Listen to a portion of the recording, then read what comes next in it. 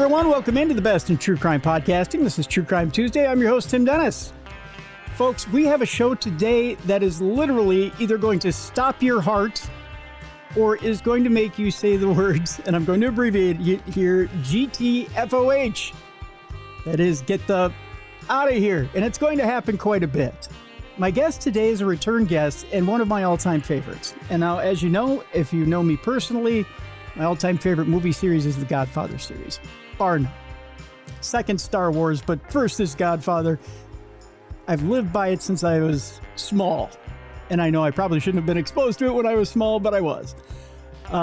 And loved it ever since. Anytime it's on television, I stop, the world stops. It's on Paramount Plus now. I've had Paramount Plus, and I can't get enough of it. As a matter of fact, I watched it last night to prepare for today's interview. This is the second time that we've had our esteemed guest on. Gianni Russo is with us, and he has a brand new book out there that literally will stop you in your tracks. You can't put this book down. Why, you may ask? Because he's taken his adventure-filled, esteemed life and put the secrets of that life and the things that he's been involved with and seen in his life, which include major news events, the answers to mysteries and conspiracies that we've all been looking for, and put them in the pages of a book. Things that people have said you'll get killed for are right there in the pages of a book, folks. My jaw hit the ground and stayed there for about 8 hours, and it didn't come back up. Ladies and gentlemen, the name of the book is Mafia Secrets, Untold Tales from the Hollywood Godfather. It's out by Citadel. It's got a foreword from Steve Schirripa of The Sopranos, Blue Bloods, and Under the Boardwalk. And this book is fantastic. I want to bring him in. You know him as Carlo from The Godfather, just one of the many roles he's had, Hollywood roles. There's a whole list of Hollywood roles that we can cover as well, but I want to maximize my time with him today. Ladies and gentlemen, Mr. Gianni Russo. Mr. Russo, thank you so much for being with us. No, thank you. I appreciate it. No. First of all, can I just say congratulations on this book? This is an amazing book. And second, I have to ask this question. First off, why? I'm gonna put this out for my audience real quick. In this book, you give the answers to who exactly kills Marilyn Monroe, how exactly Bobby Kennedy killed him. Well, you don't have to tell people if you don't want. I mean, we can. I'll tell them. I don't care. Okay, I wrote about it. We'll discuss. I wrote about it 63 years ago. And James Patterson, who's a great author, 67 best-selling books. James Patterson put out a book 2 weeks after mine, unbeknownst to me. In fact, I got the cover right here. He did me the biggest favor in the world. It's James Patterson, Marilyn's Last Hours. He verified everything I couldn't. His research group, after 63 years, confirmed that Bobby Kennedy smothered her at the house, threatened everybody with the CIA if they went to the press and all that. Now they're talking about because everybody's dead. But he came out with this book this past November. Wow. Then just blew my book apart because now I'm making a major feature film with George Gallo, a $50 million film. Okay, so this was going to come up later in the program. How do you make this film and not get the filmmaker killed? How could you get the filmmakers killed? It's a true story. Well, okay, I was going to get into this a little bit, but Kennedys are dead. Nobody's coming after me. I wrote about this 63 years ago, and they didn't come after me. So I mean, no, I've gone through.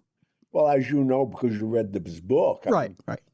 I mean, I've dealt with Saddam Hussein. I've been kidnapped by Pablo Escobar. Yes, yeah. I had my throat slit, 81 stitches, and here I am. Yeah. I mean, No, I don't know how I get into these situations. But I'm glad I do. Mr. Russo, is it because, but you even mentioned in the book, there are still some people that you've dealt with that are in this book that are around some of these circumstances. And I'll bring one up here. You mentioned the location of where Jimmy Hoffa is. You don't have to say where he is. Right. We'll leave it for the book so people can read it. But some of those people are still alive. That's why I say. So, I mean, it's so funny because this is just a funny story. About a month ago or 2 months ago, I get a phone call. My phone's listed. You can go on anywhere and get my phone number. Okay. And this guy calls me and he says, Mr. Russo, says, yeah. He said, I think we should get together. I said, why? He said, well, I'm like the new guy in the area. I said, what area are you talking about? He said, New York. I said, so what are you doing? Are you a shoe salesman? What do you mean you're the new guy? I knew he was trying to tell me. Right. He said, well, I'm the new guy. I said, let me just tell you something. Why don't you come over right now and I'll blow your brains out? Oh. You think I'm playing games with you? You're going to call me and tell me it's on the phone? Here's my address. Come on over. And as soon as you walk through the door, I will blow your head off. I never heard from this guy again. Trying to shake me down at 82 years old. Are you out of your mind? I've been shot, run over, kidnapped. I've been all over I mean, this guy's an amateur. He's calling me on the phone. It's so, I mean, it's ridiculous what's out there now. There's nobody out there anymore. Believe me, I know everybody that's out there. I go to Sicily. My cousins are still running it. Okay. 300 years they've run Cosa Nostra. Mm-hmm. Look it up. It's the Russos are there. They hung a bunch of them in the 40s, left them out for the buzzards to eat them so that people could know they're going to end Cosa Nostra. Well, we know that didn't happen. Yeah. My cousin's 98 years old. He's still the boss. Well, No, I mean, to me, I find it amusing. And so, I don't know. I mean, it's and like you, I read a couple of things in the book last night. I'm just saying to myself, how did I get away with this? Yeah. I moved $6 billion from Las Vegas casinos to the Vatican. Bishop Marcinkus was in charge at that time. And then we went through 4 popes. Then when John Paul I died, and I mean, when one pope died, then they put in John Paul I in, and the guy wouldn't go along with it. So 30 days later, he was dead. They killed the pope. I couldn't believe it. Okay, let's focus on that for a minute, because that was one of the chapters that absolutely. I'm a former altar boy, right? And the whole reason that I wanted to, I told my parents I didn't. Just between you, me, and a whole thousands and thousands of listeners, I told my parents I didn't want to be in the church anymore as a young boy because I didn't feel like God was there. I felt like people showed up to get forgiven just to go back out and sin again. And my parents looked at me like I was weird. And then, I mean, in a way, you're right, though. I mean, why do they have a confession every week? Right. And so my parents said, if you can go to Father Nolan and tell him that, then you can be excused from it. You still have to go to church, but you can be excused from service.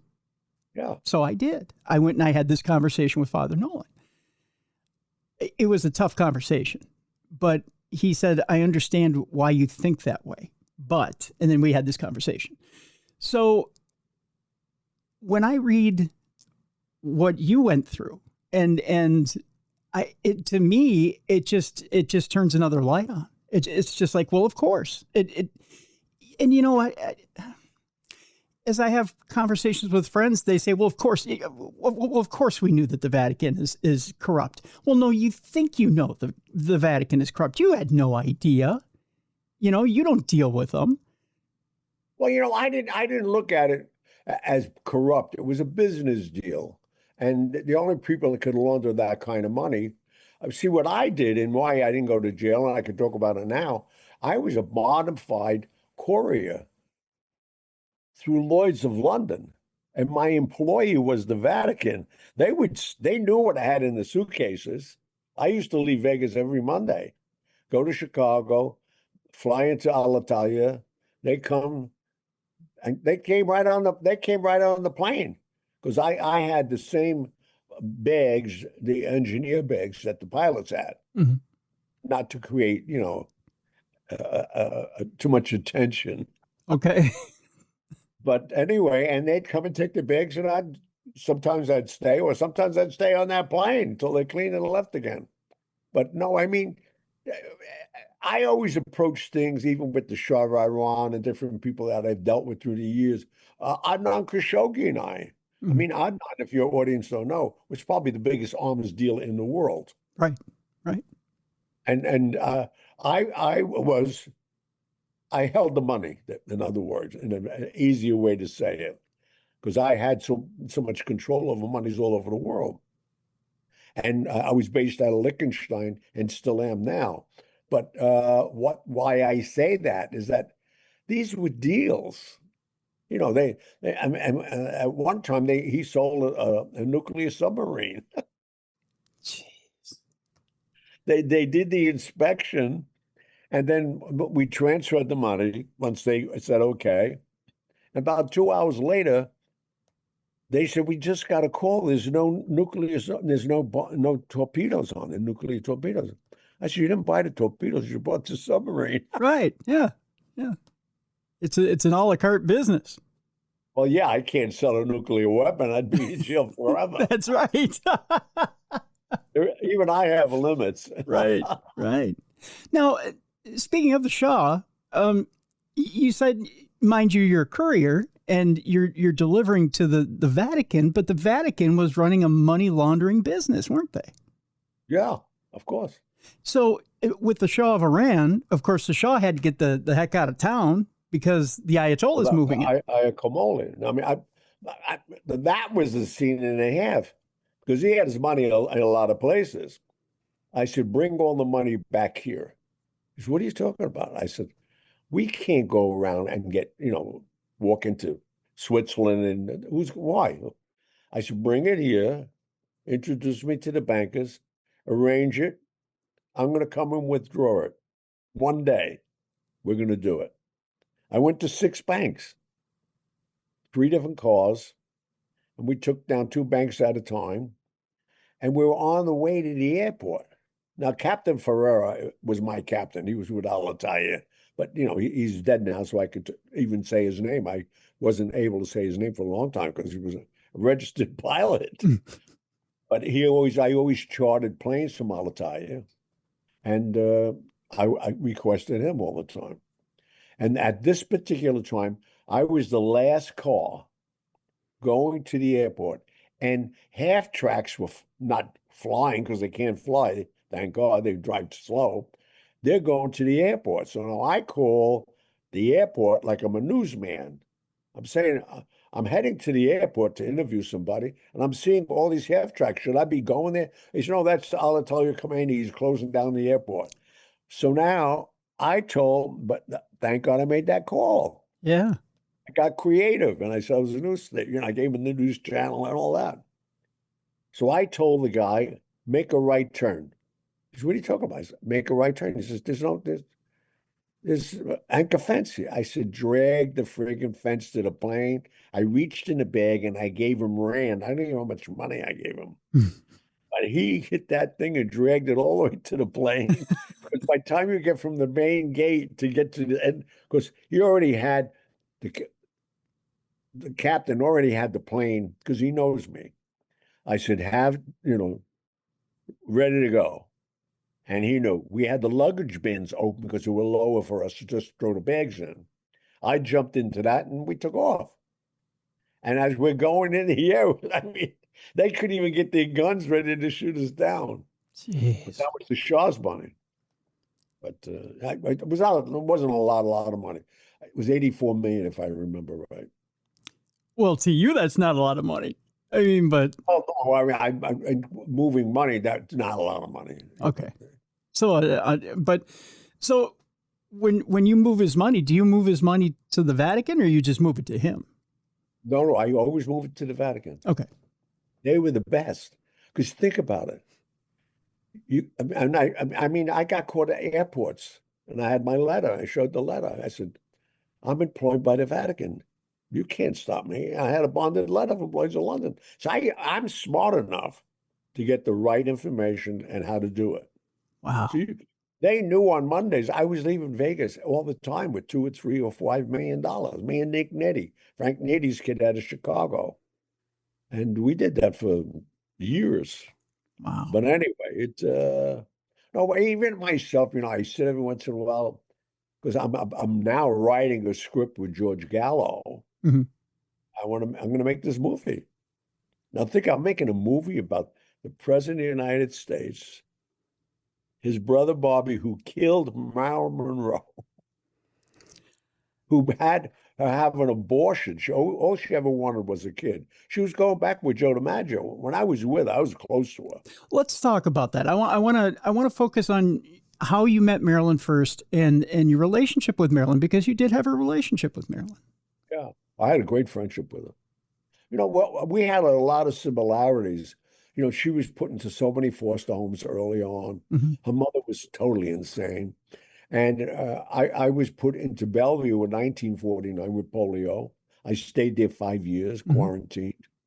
And so when we got to know each other, and I got to know her in the weirdest way, because I was a courier at that time for Frank Costello. In fact, this is his house. See this house? Yeah, yeah. This house is on 61st Street. It's beautiful. Yeah, it's a beautiful, beautiful house. Like a $12 million house. Frank Costello left it to me in 73. Wow. Wow. And he left you multiple properties, didn't he? Oh, yeah. Oh, well, he had so much. Nobody realized. When he and Joe Kennedy, that's how I met the Kennedys. Mm-hmm. He introduced me to Joe Kennedy, and I went on the road for 6 months, dropping envelopes and meeting people all around the United States to get his son to be president of the United States. That's another whole story. But with that, I mean, it's crazy the people I've dealt with, world figures, and in fact, one of the stories where you were talking about, your mother told you to go to the church, mm-hmm. talk to the priest. I got very close to Pope John Paul. Yes. In fact, he gave me this, if you can see it. Yeah. It's beautiful. It's an amazing piece. Yeah. And now he's a saint. Yes. How many times they came and they said, "Can we have?" They have. I said, "What are you talking about?" He gave it to me. I ain't giving it to nobody. Right. Well, we want to put it with his. I said, "No, you ain't putting it. If I die, I'll leave it to you." Right. If I die. So he said to me one night at dinner, we always used to go to the Ambassador Hotel in Rome. And he said to me, "Tell me something." He says, "With all that you've done, and I've done everything you've done," he says, "how do you justify it?" And I looked him straight in the eye. I said, "I'm doing God's work." He said, "What?" I said, "Who did I kill? I killed pedophiles. I killed drug dealers. I'm creating, I'm eliminating these people who are corrupting young people through drugs and everything else." He looked back at me and said, "I'll never ask you a question like that again." So that's how I justify. What do I know? I'm a true, believe me, your audience is going to think I'm a hypocrite. I am a true Catholic. I pray every day. Mm-hmm. I don't go to church anymore because I had a big thing with Cardinal Dolan when he closed all the churches during COVID. How do you close the churches during COVID? That's when I want to go and pray. Right. I used to sleep there when I was a kid. I slept at St. Patrick's for months at a time till I got older and I started sleeping at the New York Paramount and watching movies all night long. Yeah. Well, I do want to bring up one thing here, which is very important in the book, and it's something I want to ask you about later in the program. And that is, since you were young, since you were in Bellevue, you've always believed that St. Anthony has been your patron saint. My patron saint, yeah. Yeah. And that he's watched over you, he's protected you, he's guided you through hellfire. right? And still does, and has gotten you to this very point where we're sitting and talking today. Yeah. And I have an important question for you at the end of the program. But with that, and you kind of half answered it right there, but I guess with that, Mr. Russo, it's kind of interesting that, what's that? You could call me Gianni. I feel so bad doing that, though. You deserve more respect than that. Okay, Gianni. Do you feel like even at the worst moments, and I'll bring one up, you mentioned Pablo Escobar, right? You were tortured in his basement jail. Right. Even at that. Prison he built himself. Yeah. Do you feel. He built a prison at the government, and he said, here's what I'll do. I'll turn myself in, but I'm going to build my own prison in my house. And the government went for it because the United States government was putting pressure on them because he was doing so. I mean, this guy was doing billions of dollars, and Bogota wouldn't want to do anything. I mean, he built everything for these people. People loved it. You walk the streets with this guy, you would think you were walking with the Messiah. Right. They loved it, man. It was crazy. It's and look how he perished in a gun battle. Yeah, yeah. But you've faced certain death many times. Oh my God, yeah. I've been shot, run over, kidnapped, and my throat slit. And at those worst times, did you ever see or believe or even think that St. Anthony had ever left you? No. No? No. I always thought, it's so funny because, and most of it came from me being in the polio ward because I was going to church every morning with my grandmother at that time. I was 6 years old. And, and I figured, why is God doing this to me?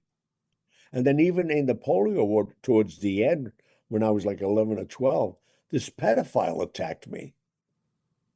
And I killed him. They put me from the polio ward to the psych ward. Yeah. And I'm saying, what's going on? Yeah. But then but then again, looking at it the way I did it, reflecting on it, they let me out because the government didn't want the state or anybody to know. They hired a pedophile to work on kids. So I got out.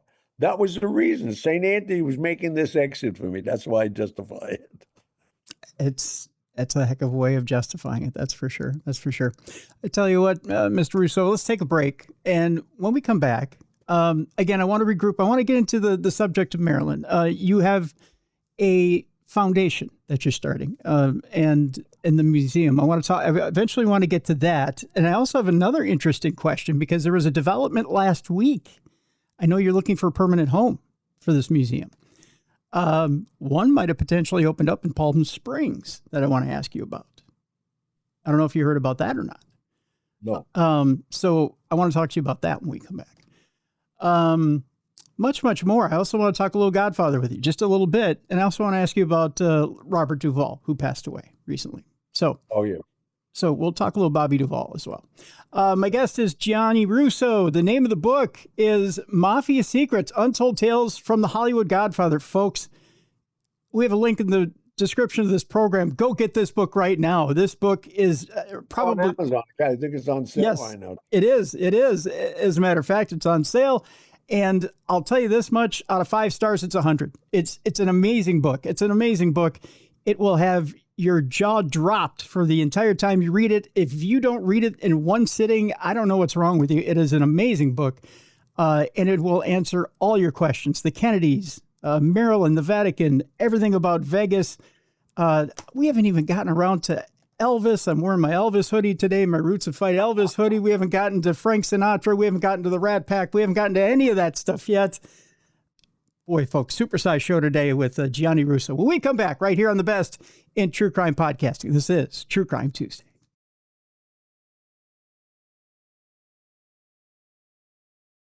Welcome back to the best in true crime podcasting. This is True Crime Tuesday. I'm your host, Tim Dennis. My guest, Gianni Russo, the name of the book. Boy, it's a good one, folks. Mafia Secrets, Untold Tales from the Hollywood Godfather. And I'm telling you, one sitting. That's all it took. I was blown away. Absolutely blown away. This book will surprise you. I want to start, Mr. Russo, again with Marilyn Monroe. We started to tease about it a little bit, but you dropped some bombshells about Marilyn. Again, I used the preface of people think they know, but they don't know. They really don't know about this wonderful lady. Anything. Oh my God, yeah. What a shame. You know, even with like people I got to know later on, Tony Curtis, Sinatra, and became my mentor when Carlo Gambino sent a transistor radio through his niece, who was my floor nurse in Bellevue, and the day before my birthday. And I always knew him as Uncle Carlo. I really thought he was my uncle. I was a little kid in our neighborhood. Anybody over 21 was your uncle or your aunt. And he sent me this transistor radio, and I turned it on December 12th is my birthday, and they were talking about Sinatra. Now, see, to me, that's an omen, because once I heard that Sinatra, who came from Hoboken, humble beginnings, his mother was a barmaid, his father worked hard shipyard, and now he's doing 5 shows a day, 10 blocks from where I was. I was in Bellevue, and he was on 41st Street. And I said to myself, this is an omen. If he could do it, I could do it. And I was already in the hospital. Mm-hmm. I was in hospital for 4 months, very depressed, because I didn't know why I was there again. Why am I here? Why are you doing this to me? Right. And that was it. But that led me to Marilyn Monroe. I mean, it's so crazy how they just keep connecting. Marilyn had some really, she had a disadvantaged upbringing as well, right? Well, not only, what hit it off. First of all, let me tell you how I met her. I was already working for Frank Costello as just his personal courier, because my uncles and family sent his mother and father to America once he found out who my family was. And so I was his personal courier. And I used to go to Lindy's 3 or 4 times a day. It was open 24 hours a day. And I was dropping off envelopes, picking up envelopes. I didn't know what it was about, because they were, betting horses and numbers and all of that. And I was just delivering envelopes. So I came out one day and I got caught by a truant officer, because I thought he was a dog catcher at first. He was in a brown uniform. I knew he wasn't a cop. Right. And he said, how come you're not in school? And I laughed at him. I was already wearing Brioni. I had like 5,000 in my pocket. And he wants to know why I'm not in school. I'm 15 and a half years old. He said, how old are you? I said, I'm 15 and a half. He said, I got to give you a ticket. I said, give me anything you want. Give me the ticket. And I was on my way to Toots Shores. I went to Toots Shores every day at 4 o'clock, because that was the place to be. Toots Shores was like the host of New York. And that's when Jackie Gleason was using the Gleason Theater. Now it became Colbert, was Letterman on CBS. Yep. All those shows were done in New York at that time. And why I'm bringing it up, I walked in and I still had the ticket in my hand. So I walked in, and Costello, I didn't get the joke. He took the ticket. He said, how'd you get a ticket? Walking too fast? I said, no, it's for being, I'm supposed to be in school. He said, how old are you? I said, I'm 15 and a half. He said, you're 15 and a half? I said, yeah. He said, I'll take care of it. And the next morning, I met him every morning at 11 o'clock. He says, tomorrow, before you come here, on top of Lindy's is Wilford Academy. It's a hairdresser school. I said, I'm no Fanoke. I don't want to be a hairdresser. I'm already making the money I want. He said, just go there and sign in. Just sign in and leave. I didn't have to meet him until 11. So I go there. The first day I go up there, and sure enough, they said, Mr. Costello, stranger, I'll just come in, sign and register. And when you're 16, don't come back. So I look over her shoulder. There's 20 or 30 young girls there. Mm-hmm. It's 9 o'clock in the morning. Where are you going to find 20 or 30 young girls at 9 o'clock in the morning in New York? So I started going there. Yeah. Why not? But another omen. I'm there dressed well because I got to meet him. And who comes in is Mark Sinclair and Kenneth. Now, Kenneth was the hairdresser to all the stars at that time. And Mark Sinclair, they were partners. I didn't know they were partners, meaning lovers. I thought they were partners in business. He was the colorist. They came for Shampoo Boys to Oh, hire them for Shampoo Boys. So they saw me and they figured, wow, look at this guy. Because I was all polished and ready to go. So I went there and I told him, I said, I can't do this. I have to have a job at 11 o'clock I got to go to. So I went there like 8 o'clock and then leave 10:30. I walk over to meet him. And thank God I went there because Kenneth was Marilyn Monroe's hairdresser. So this was housed on 56th Street at Lily Dashay, who was the haberdasher of the world at that time. yep. She had this salon, and I used to see the limousines pulling up all the time, the debutantes getting out. So they weren't shampoo basins, they were rooms, actually rooms, because these ladies would go and get undressed and put a robe on. So I go in there and I'm looking, and it's Marilyn Monroe. Wow. She's already back in the basin looking at the ceiling. They had her all prepped, ready to go. And I'm seeing this is Marilyn Monroe. I can't believe Marilyn Monroe. Because what nobody realized, I was sleeping, as I said earlier, in St. Patrick's Cathedral. Then as when I got older, Paramount was open 24 hours a day. So I saw some like it had 10 times already. Yeah. And so I get there, and then she just finally said something. She said, is there somebody in here? I said, excuse me. I went over, and they taught me how to touch, run the water, put it on her wrist so she can improve the temperature. And I'm giving her a massage because she wanted a hard shampoo, and she's starting to moan. And I'm 15 and a half, I'm getting an erection. I must have been poking her in the ear because we know the configuration of a shampoo basin. My three-piece set's on her shoulders.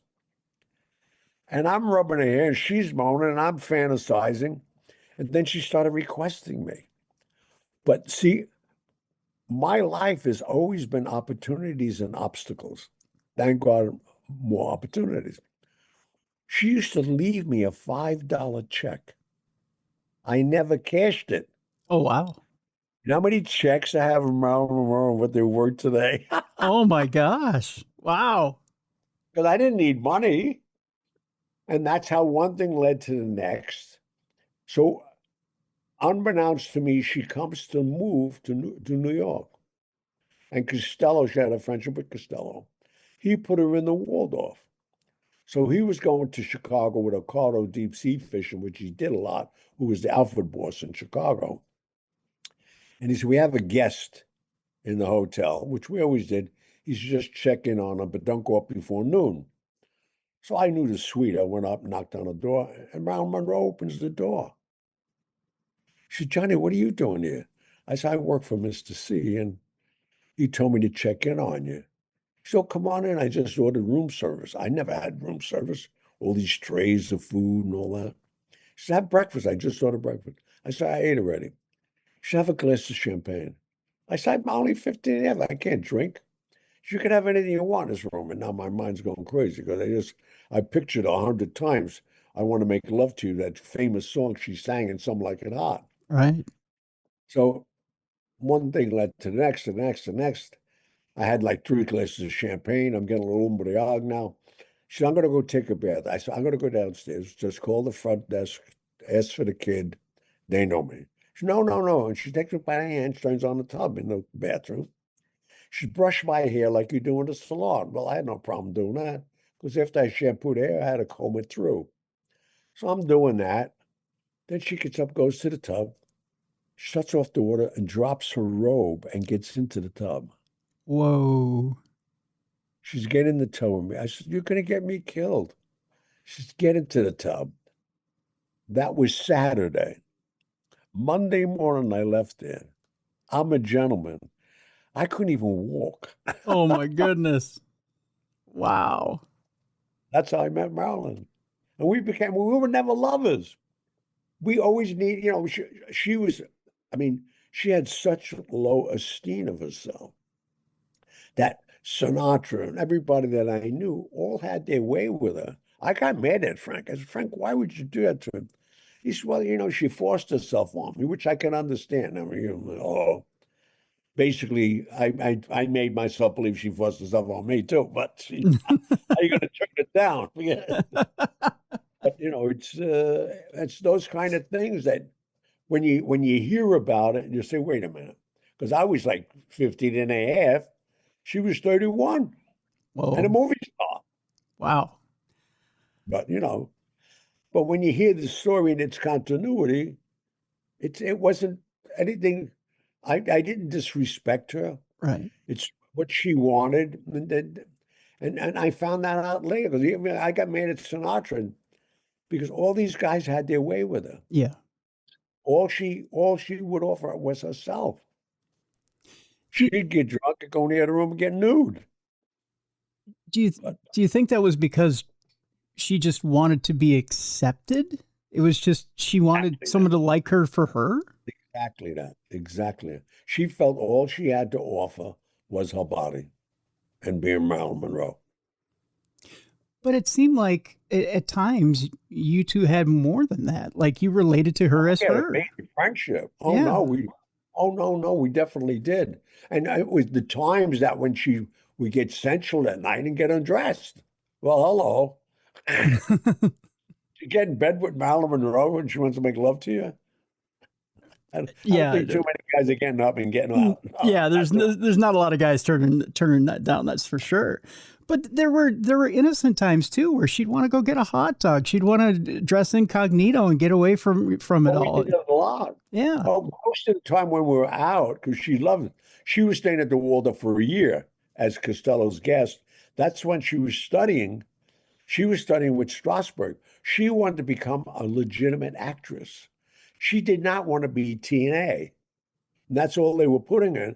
And that's how they got her out of the 20th Century Fox contract. Because she had to be a certain weight. And she put on weight for a while to get out of the contract. But nobody realized she was actually pregnant. And that was another whole story. But no, but that's all I mean, and I'm not even if the audience is listening and say, oh, I'm making these stories up. And I'm not making them up to justify it. I just was part of it, and I saw her, and I knew.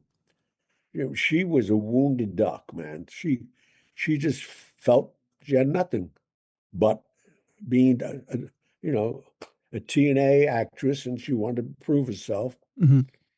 But when you watch Gentlemen Prefer Blondes, you can tell there's a lot more there. There's a lot more talent than what they're trying to make out there. Let me ask you a question. You mentioned there that she was pregnant, and as I read the book, to me there's an inference there that maybe she's got children out there that we don't know about. Is that the case? Yeah, she has one daughter. One daughter. Okay. 62 years of age now. Really? Did the daughter ever have children? Does she have grandchildren? Oh, yeah. The daughter's married and has children. Nobody even knows who she is. She looks like her mother, but she's a brunette. Really? No, Costello, I mean, he was such a friend to her. He introduced her to somebody. She got a job with him, and he fell in love with her. And they have a great life. They live here, a very prominent family. She has two daughters.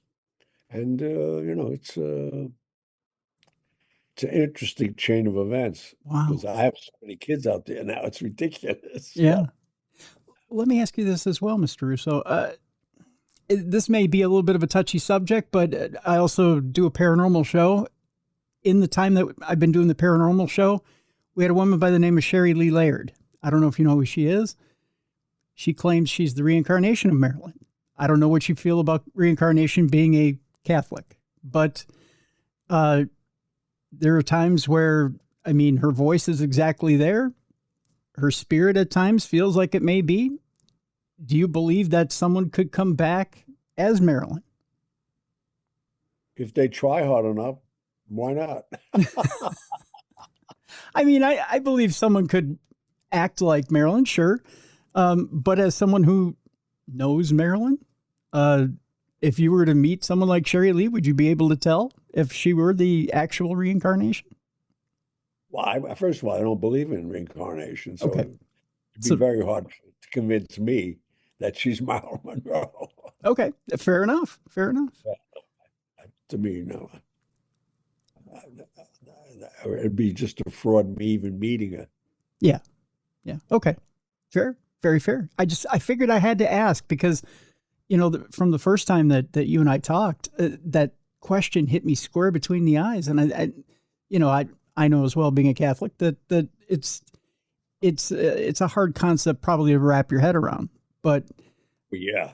when you, for a double reason, Marilyn and this lady's coming back as Marilyn. well, Marilyn, literally, it's the idea is that Marilyn came down and Through her. through her. Yeah. Well, Marilyn reincarnated as this woman. Yeah. Yeah. But this woman's, I think she probably is bottle blonde, right? But she's got the voice and she's one way to tell. that's right. There's only one way to I tell. don't want to find out. So. That's true. That's very true.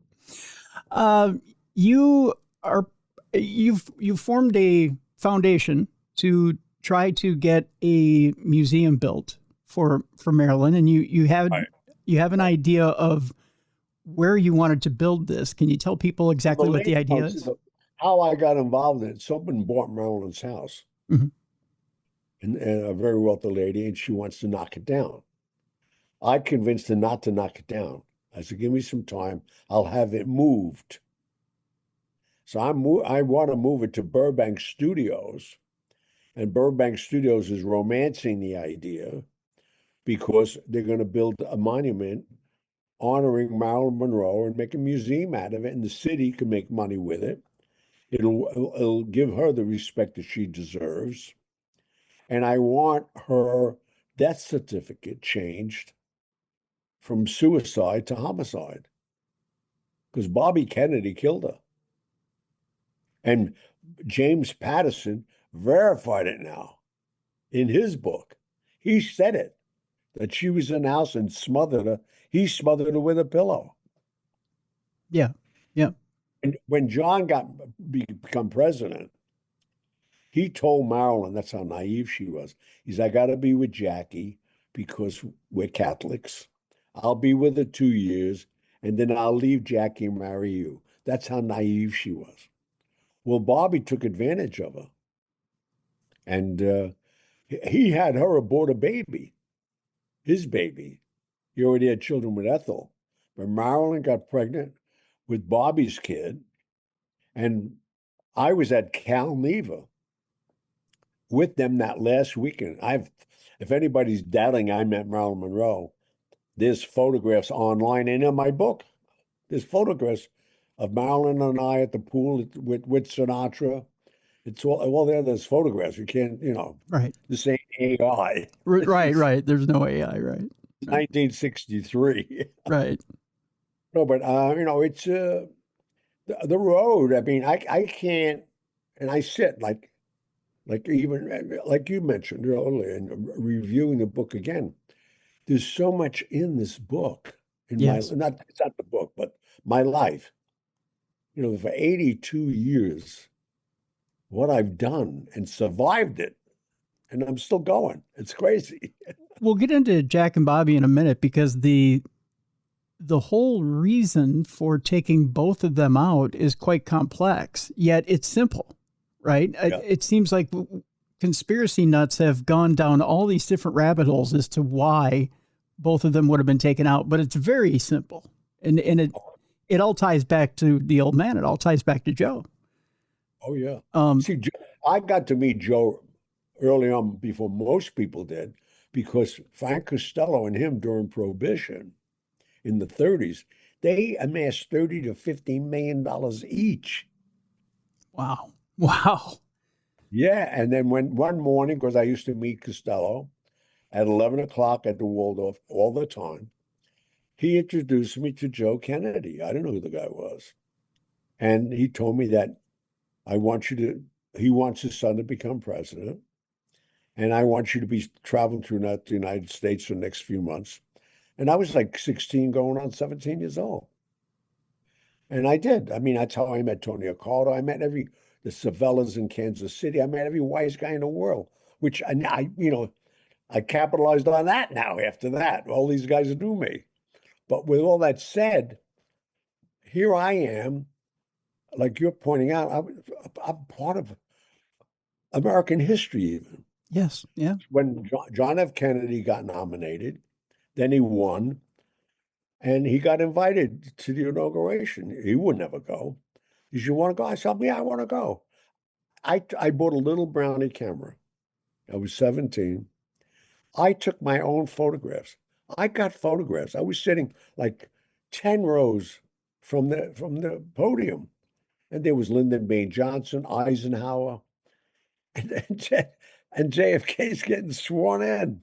Wow. Then I went to all the balls, because that time Sinatra was very instrumental. Mhm. And I used to go, after traveling around during the week, I would wind up at the Sands Hotel with dignitaries. They were, entertaining to get more votes and more union leaders and all that. So I met all these people during those 6 months. And even Dean and Sammy and Frank are talking to me from the stage, calling me the kid, because Costello wanted nobody to know my name. They always, until I made The Godfather, most people didn't know my name. Everybody knew me as the kid, Wow. which was very smart on his part. But with all that said, I mean, here we are reflecting. I'm at the inauguration of a president, and then, 2 years later, they never fulfilled their promise. Most people don't know Joe Kennedy made a deal with the mob. My son becomes president. One of the first things he's going to do is invade Cuba and get all your casinos back. That's why they did it. They Mhm. didn't do it because they liked Joe Kennedy or he wanted his son to become president. That was their deal. The mistake Joe Kennedy made, he made Bobby the attorney general. Bobby Kennedy hated his father's friends, even his father. He was a mama's boy. And for the next 2 years, they went after everybody. And that's when I carried a message to Hyannisport. I used to go there every once in a while with envelopes. I've been in, so they knew me. I went up the driveway, rang the bell, said, "This is from Mr. Kennedy," and I'm walking. As I'm walking down the driveway, I'm hearing, I didn't know if it was a lady or a man screaming. It was Joe Kennedy. That was the day he went into stroke and never recovered. Really? Joe Kennedy went to his grave never knowing his brothers were assassinated. Really? Yeah, and I could see your face expression. But not only that, I loved it. Do you know why? Most people don't know this. He had one daughter. Did you know that? No. He had one daughter, and when he had her, because he thought women were useless, he had to have a front lobotomy. She was a vegetable. Imagine doing that to your own kid. What? That's Joe Kennedy, man. Oh no, man. I got stuff on people nobody knows. Whoa. Look it up. Look it up. He had his only daughter, because he lost Joe Jr. Yeah. Joe was supposed to be, he wanted him to be president, Right. but he was obliviated. Nobody realizes this yet. I don't know if you even know this. Well, He just was, from the book, that shocked me. he was in the Air Force, and that plane had more bombs than any plane on it, and he got blown up. And it's true. In my book, we have smithereens, Yeah. Yeah. and this picture of him, because we made it a joke out of it, but it was no joke. That's how much dynamite was on that, bombs were on that plane. But Wow. that's when he went to Jack then to become president. Yeah. So, I have to ask you, Mr. Russo, and this is just speculation on your part. Why, if it seemed like Jack was, and you, knowing what I know from the book, if I say he was a more reasonable brother, that's you may laugh at that. But being the more reasonable brother, why didn't he turn to Bobby and just say, cut it out as far as persecution of the mob? He didn't know it. He didn't know, but because Bobby was married to Ethel, and he couldn't see Marilyn at all anymore because he's in the White House. He had to be with his wife every day. So he didn't know Bobby sweat because, as I mentioned earlier, that's all Marilyn knew to do was give herself to people. And Bobby took advantage of her, but he impregnated her and forced her to have an abortion. That's where the problems came in, because she was ready to go public. That's when he killed her. When she left Calneva, I reported to Costello because they thought they were going to get him in bed with her and blackmail him like they did J. Edgar Hoover years ago. Because people didn't realize, and maybe you don't know this, J. Edgar Hoover was a cross-dresser. Yes, I'm aware. Yep. And they set him up in Chicago with a big party, and they got pictures of him in a dress and all that. And that's why he always denounced there was no mob. Until Bobby became the Attorney General, and that all changed. And that's when RICO came in and everything was what it was. Oh, but I mean, I feel so privileged because I had the experience of seeing all this and doing it all this. It's like, what do you believe in today? How do you believe in the Vatican? How do you believe in presidents? You can see the corruptness everywhere. It's insanity. I think for a long time, after that administration, I think it was very easy. It was transparent. That I think after that administration, because they dropped their hand. I think it was happening all along. The powers that be, and the only reason I know that firsthand is because Costello was known for running Tammany Hall in New York. He ran the Democratic Party, Frank Costello. Mm-hmm. He appointed judges. He appointed mayors. Nobody else, no election. Wow. I was going to bring this up, and we can kind of close the book on Marilyn here. You mentioned that a couple had bought Marilyn's home. There's another home out there. And TMZ reported this last week that her former Palm Springs home I heard that. Had been listed for $3.3 million. That just came up, but I don't remember her spending a lot of time She there. didn't. It was a very short amount of time. They called it the dollhouse. Yeah. I think I remember it and her telling me to come there, but it wasn't a significant place. It's not really where she lived. Right. Yeah. She didn't live there for a very long time at all. But, is that not a suitable? Is that not a suitable spot? What's that? Is that not a suitable spot? Oh no! I mean, well, I'm looking. Well, I'm looking at Burbank Studios, which is all the studios. Oh, okay. Who's going to drive all the way to Palm Springs? Yeah, I got see one house in the dense heat. Yeah, I want it to be more of a part of a movie tour. Okay. When you go to the Sunset Boulevard and you walk the Hall of Fame, the Grauman's Chinese. I already talked to people about that. I think it's an amazing idea. Because Marilyn's an icon. Yes. Yeah. Okay, I do have one other question, and that's this. Hugh Hefner decided that he wanted the spot next to Marilyn when he died. I know. Is that wild? He bought it. What are your thoughts on that? Knowing what you know about how Marilyn was kind of used and abused. I know, but Hefner did things for publicity. That's all he did it for. Okay. I mean, if I had to pick a crib, why not be next to Marilyn? I have the money. True. And his whole life was Playboy. Hello. So he wanted to go out and leave a legacy. Now he's buried with Marilyn Monroe. Very true. I think it's a cheap use of her. Although I don't know if you saw this news story at all last week either, but they're reopening. It's a government. I don't remember which government body, but they're reopening an investigation on Playboy because supposedly in his archives, There's underage girls, photos of underage girls, stuff like that. So that whole thing is coming up. That's called because of Epstein. It is. It is. Yeah. Oh, it's a publicity stunt to sell newspapers and articles. Yeah. So Christine, his daughter, now is facing some fire because she's got to open up. There's scrapbooks and things like that are there. So yeah, it's a bit of a conundrum there. But I guess I asked that question because I'm interested in your personal opinion about it. So I read that. I didn't know what house she was talking about, but that Palm Springs house, I think maybe her manager had bought it for her and she was going to go there, but it never materialized.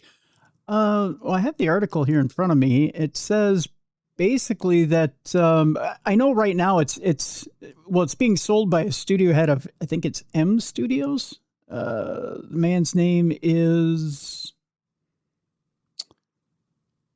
Nick Adler. M Star Studios currently owns it. It's being sold off by Coldwell Banker Realty.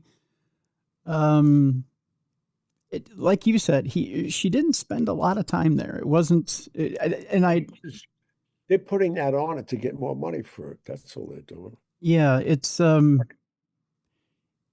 will buy it because it's Marilyn Monroe's house. Right. She slept there one night. Yeah, it's in fact when I watched the little feature that TMZ did on it, I'm trying to remember if it was it shortly after her and Joe split. I think she just spent maybe 8 months in it, 7-8 months. It wasn't very long time. I wasn't around all of that. Yeah, I know you weren't around for the bad times. Yeah. So.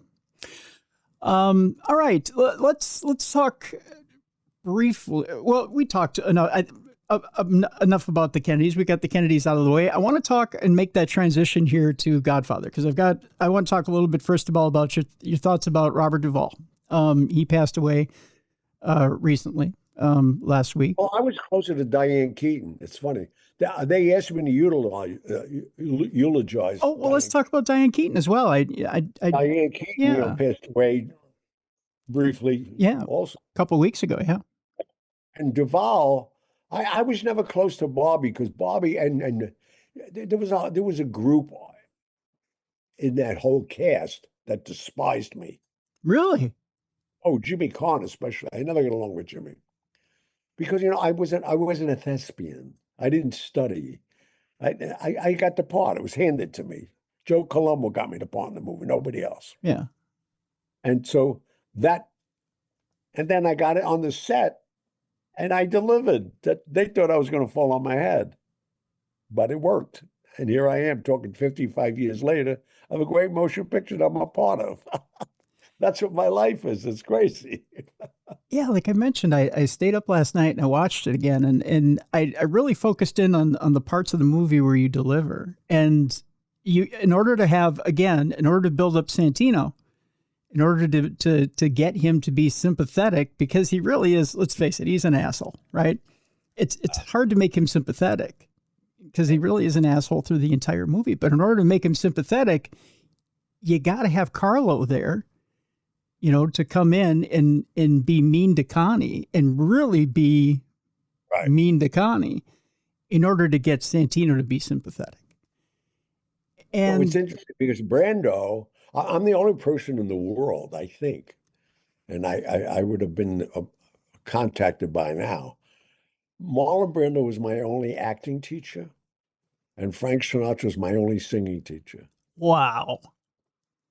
When we were doing the scene that you're reminiscing right now, in the living room where Pacino comes in, and he said, "Today, Carlo, I take care of all family business." Yeah. Don't give me that farce. Get him a drink. Brando showed up, and you're familiar, and your audience is familiar. On sets, they don't call you by your name. They have a number. Number 1, number 2, because they don't want people knowing who's in what dressing room if they're walking down the street. Well, number 1 was Brando. So Brando comes on the set, and there's only 4 or 5 of us on the set that morning. And all the ADs are going, number one's here, number one's here. Who called number one? And he heard them. He said, nobody called me in. I came to help the kid, meaning me. Because he said to me when he's watching the scene, they blocking it. We're going to go here, we're going to go there, we're going to go there. Then he hands you an airline ticket. And he says, and they'll let him say anything he wants. He's interrupting the blocking. He says, what are you going to do with that airline ticket now? I said, I don't know. He says, you already read the script. You know you're going to die. You're going to go outside and die. You can't telegraph that right now that you know. So if you didn't know you were dying and you're a guy that wants to get out of there, you're going to look to see any security blanket, which would be an airline ticket. Why would they buy an airline ticket if I really wasn't getting on the plane? Yeah. So they were all his. So when I looked down at the ticket and all that, that was all him. Wow. I mean, no, and that to me made me look brilliant as a young actor. Yeah. They used to say, man, you were so believable. Because, but that's, again.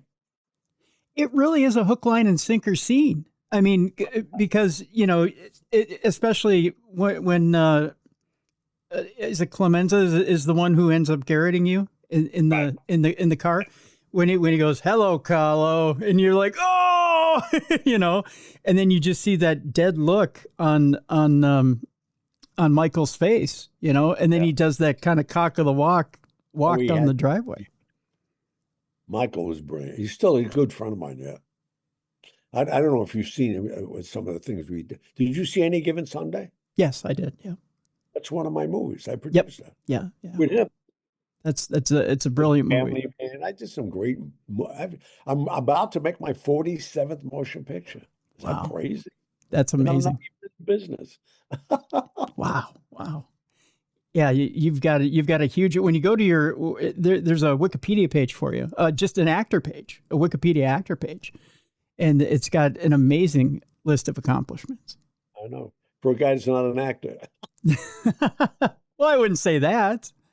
Well, I am an actor. Obviously, we all are, but it's professionally, that's been good. Yeah, and this movie, the way we're talking about it now. Because you're talking about clarifying John F. Kennedy, Barbie, and Marilyn Monroe all in one movie. This could be a blockbuster. George Gallo directing, Midnight Run. He's got great credits. Yeah.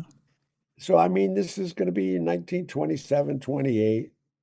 It's going to have a swan song. I'm going to win an Oscar. Watch me do it. You'll remember this conversation. I'm definitely going to remember this. I remember the last one. This one I definitely remember. One more subject because I got him on my chest today is Elvis Presley, and I want to talk a little bit about Vegas before we leave today because you had a huge career in Vegas. Oh yeah, over the big nightclub. Yeah, Elvis opened for me. We'll get into it. Yeah, let's get into it because it seems you had a friendship with Elvis.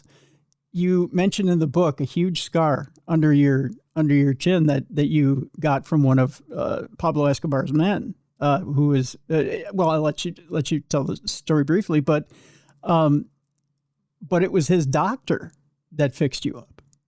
Yeah, Elias Ghanem. Elvis's doctor, Dr. Feelgood. Wow. Tell me a little bit in the time that you got to know Elvis.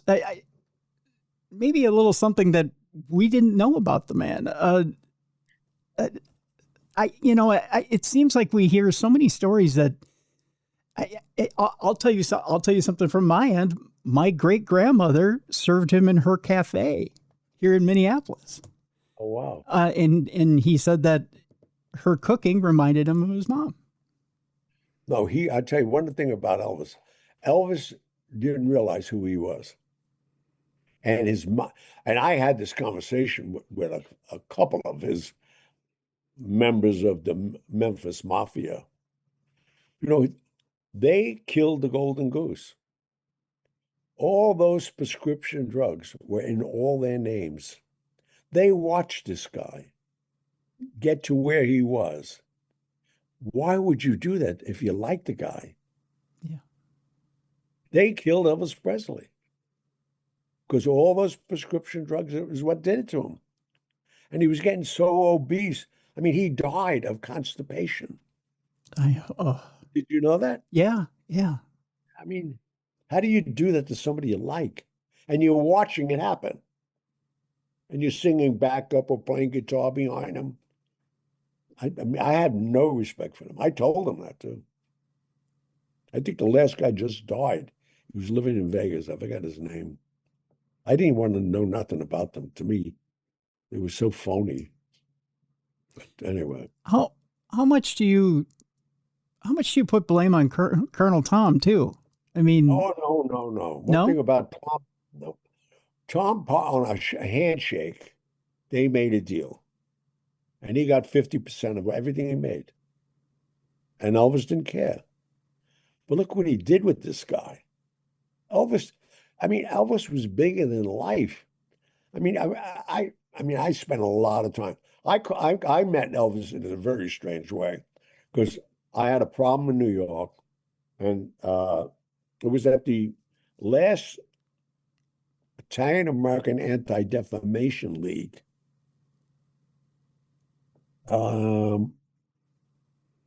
June 27, 1982. Okay. I was supposed to be on the dais because don't forget, he just got me the part in The Godfather, Joe Colombo. Mm-hmm. This was his league. I get a call from Tommy Bellotti that most people know him because he got killed with Paul Castellano in front of Sparks. He was the underboss to the new Gambino family at that time, and John Gotti and Sammy the Bull took him out that night. Not out, but killed him. And he called me. Is you going to that rally? I said, yeah. He said, you can't go. I said, what are you talking about? I'm on a dais. He said, I don't care if Joe Colombo's sitting on your lap. Gambino said you can't go, and he hung up on me. Thank God I made this phone call because at that time, Joe Colombo hired Barry Schlotnick, a nice Jewish attorney, to run the Italian American Defamation League, which was the smartest thing he could have did. During that time, he was doing everything, I mean, getting some things done in a positive way. I get that call, and I'm saying, how am I going to get out of this? I call Barry Schlotnick up. I said, Barry, you got to apologize to Joe. I can't go to the rally. He says, what are you talking about? You're on a dais. I said, I have stomach virus. The only place I'm sitting today is on the toilet. I can't. If anything changes, I'll be there. But if I didn't make that call, we wouldn't be having this conversation. Oh, wow. Because the next day, they killed him. They shot and didn't kill him. They put him in a coma for 5 years. He never came out of it. They shot him 5 times at close range. So now the FBI, Organized Crime Bureau, and the Colombo family are examining all the photographs of the dais. There's one chair with my name on it. Why wasn't I in it? Yeah. So I go see Costello, and I says, were you at the rally with that shooting and all that? I said, no, I never went. I said, I got a bigger problem. He said, what's your problem? I said, I told him what happened. He says, so you called Barry Schlotnick? I said, yeah. He said, get out of town. He says, it's going to take a while. I said, okay. And that's something I didn't know about him because he always used to come up with these things. He said, I own the Tropicana Hotel in Las Vegas. Go there because they didn't know, nobody knew me yet. The movie wasn't out. So everybody knew me as the kid yet. I can go anywhere I want. I was in Gianni Russo from The Godfather. Mm-hmm. So I get there, and Nick Tanner was his general manager, and we got to be close. And I was getting bored, and I used to call Costello every day out of respect. He said, do something, open a nightclub. I said, all right. So I looked around, and they had a restaurant called Tiffany's inside a shop, gourmet restaurant, and it closed like 10:30, 11 o'clock. I opened it at 12 to 6 as a private club. called Tiffany's. And my new good friend was Elvis Presley, because he was the star at the Hilton Hotel. And I'd send my limo every night to pick him up. But Elvis was Elvis already, forget about it. He in life. But as soon as he got in the building, the colonel would come and anybody else he wanted. And they were my guests all night. And they would be with me till 6 a.m. But what he didn't know, once he got in the building, I had all the PBX operators calling the cab companies and everything. They're saying, you're not going to believe who's in Gianni Russo's club. The Tiffany's at the top, Elvis Presley. And every night he packed my place for me. Wow. I mean, you can't make this stuff up. And I got really close with Elvis. I mean, I was one of those guys that flew with him up to San Francisco and have that peanut butter and banana sandwich at this diner. I stopped doing that. I said, "You're crazy. You're out of your mind." But no, it's crazy as even just like now, you and I reflecting on some of these things. How could this possibly be that this one guy did all this? Did you ever? I know the rumor is not the rumor, but it's well known that Elvis was deeply religious. You ever talk religion with him? Religion? Yeah. No, never came up. No, we've had a gun battle. We've had a lot of girls together. Yeah. I mean, no religion. No. Okay, now you got me curious. Let's talk guns first. You said you had a gun battle. Oh, he loves watching cowboy movies. And when he got mustered out of the army, they loved him in the army. He was great for the morale of being in the army when we was in it. And they gave him, they gold plated his 45 and gave it to him as a gift. Carried it all the time. And one night we're all there, it's like 3, 4 o'clock in the morning. And thank God we were in suite 3000. There's only one penthouse. It's still there. It's not called the Hilton anymore, but it's on Paradise Road. And we were up there. The next thing you know, he throws his couch over and he's behind it and he's shooting over my guys. We're all sitting in a big, like horseshoe through the big couches. And we're having a gun battle with the people on the TV. And thank God nobody lived above it, because he's shooting a 45. He would have killed some people. Mm. I mean, it's crazy times, which, Oh my goodness. Oh, did any bullets come close? No. That's one. No. Everybody was shooting high enough. Okay. All right. Shooting real bullets. We weren't doing this. We were doing that. Yeah, no, I know. I mean, it was live rounds. That's what I'm saying. But oh yeah, thank God it didn't ricochet. Thank God there was no marble. Nobody was thinking. We were all drunk, hanging out.